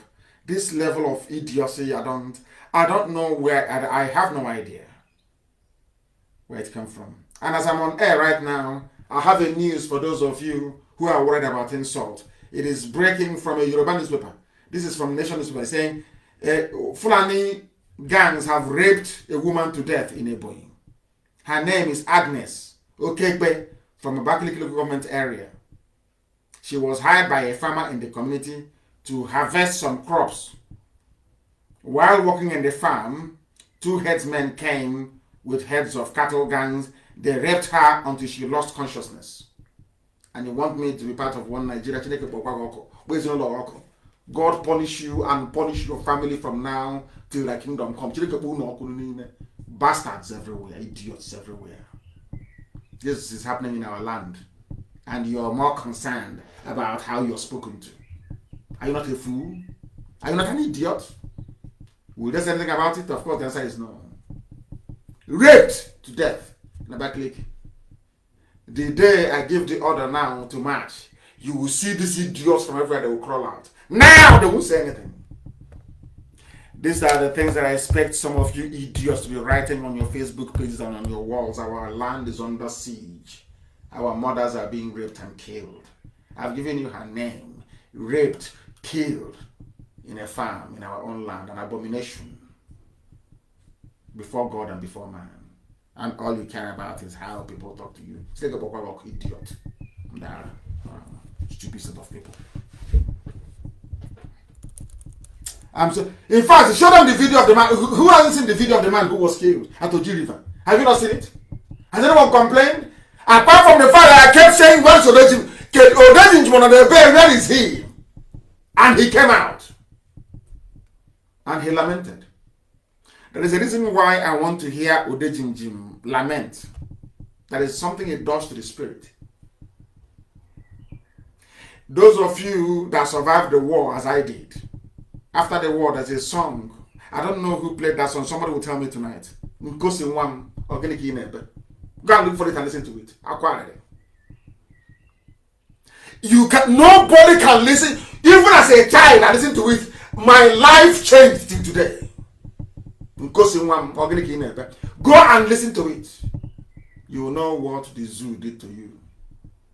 Look at, they are now killing us in our own homes. Look at that video. Publish it so they will see it.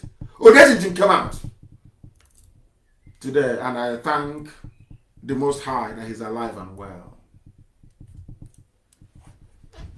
He's alive and well. Oh my goodness. The same thing they're doing in this, they're doing in Burkina Faso. Some of you don't know this. There is bloodshed in Burkina Faso. Fulanies are on the march everywhere. With the money they stole from the zoo, subsidy scam, all the fraud in the world they're perpetrating, they're using it to spread a new version of Fulani supremacy, using violence and terrorism. And all some of you idiots are doing is every day writing rubbish, writing junk. They are there in Burkina Faso. Jihadists everywhere. They are now in our land. They want to give them space by legislating for waterways and everything. They will rubber stamp it and they will pass through. And you will do nothing. Some of you, I bless all of you were, in fact, a majority of you were born by Fulani people during the war and after the war. Some of your parents were born by the Fulanies. That's why you can no longer speak. There must be compulsory DNA test. Once Biafra comes, I'll be the #1 person. I'll do my own DNA test. We must do DNA test. Let us know where our fathers come from. Some of you are a disgrace, honestly. A complete disgrace. That's the same where we come from. All that nonsense you're yapping and talking about, is that the issue at hand? The issue at hand is that our land is under siege. Fulani are on the march. Our mothers are being raped. Our men are being slaughtered. Our daughters are being abducted, and you're writing rubbish. Thunder fire you there. You're writing nonsense. You're writing rubbish. Nonsense as always. You say, why won't I insult you? You're a fool. What have you done? I want, when I go online, I look at all of you, your timeline, you're talking about what is happening in our land. That's what the world wants to read about. Not rubbish.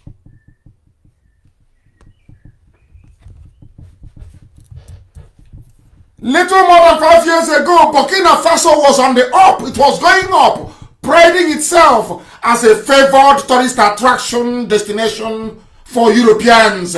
Today, the country is sinking, battered by a jihadist revolt that swept in from the neighboring Mali, Janjaweed on the march. They rode into Niger and cast a shadow over the country, destroying it. That's what they're doing to us. Writing rubbish. Only you idiots know how to write on Facebook. Take a walk on there. Fools everywhere. Burkina Faso is in serious mess, is in trouble. Very serious trouble. Very serious trouble. The same way the zoo is in very serious trouble. And none of you can do anything about it. It was only yesterday that the Enugu Anglican Church, I'm sure it is Archbishop Chukwuma, now telling them this is what I expect the useless mode to be doing. Useless to the core. Compromised fool. Kneeling down to beg. He's useless irats will not write about it. Why did you kneel down to beg to be made ordinary governor of your state? Kneeling down before Yoruba man to beg to be governor of your state. Kneeling down. You don't know the video exists. It's just I'm not a blackmailer. I don't believe in blackmail. I'll release it. I don't believe in it. Anything I say is gospel and they know it's truth. Every word I utter is gospel. I told you Burata is not coming back. I told you, what's his name? Osibajo is missing, presumed dead. I told you Asorok is empty. It's empty. You can camouflage it. You can pay as many people as possible to write. I'm writing to Buhari. Buhari must respond. It's rubbish. You know Asorok is empty. You are all deceiving yourselves, hypocrites. All of you are hypocrites. The Janja with Nnamdi, you know, Fulani, they are like a parasite. There is this parasite, I don't know, it's like a fish, but it's not a fish actually, I don't know what it is. It latches onto a fish. They keep sucking that fish until there's no more blood left in it and it will die. That's what Fulani is doing to you. By the time they enter into Yoruba, they will gulp you down. They will swallow you whole. It took Obasanjo 53 years to be lamenting like a baby. 53 years to realize Ojukwu was right. It took Obasanjo 53 years to realize that Ojukwu that was demonized was right. The same way some of you realize it. That IPOB have been right all along. Mad people everywhere. Enugu Anglican Church have said that all the security personnel from the north serving at various checkpoints in the southeast should go because they are the ones, they are the Janjaweed that are coming in. They are the ones making your life a misery. Why can't our people police our land? You go and bring the Fulani man to be commissioner. Oh my goodness. I'm so upset sometimes that I don't know. I'm so upset. They can't say anything. Just to be talking rubbish. Insecurity everywhere. Insecurity everywhere. Everywhere. People are suffering. People are dying. And all they do is say, 2023, who is your governor? Have you seen Edo State? Oh, is Obaseki there? Is he winning? Is he leading?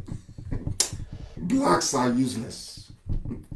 Especially the animals from the zoo. Nigeria. I don't know what they teach them in their useless universities. Only God knows. Only heaven knows what they teach them. But they come out more useless.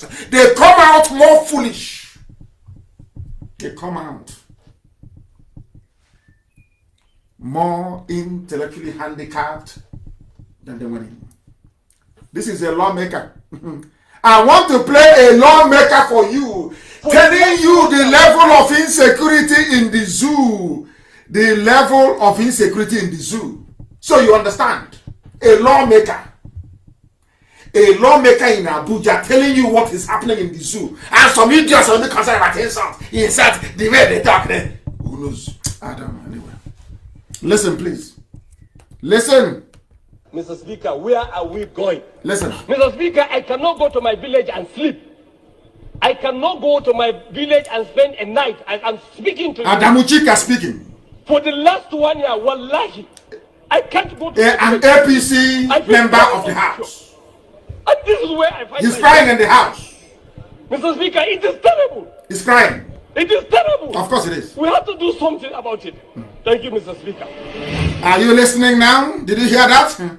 This is supposed to be a lawmaker. His name is Adamuchika. APC, Niger State, Niger State.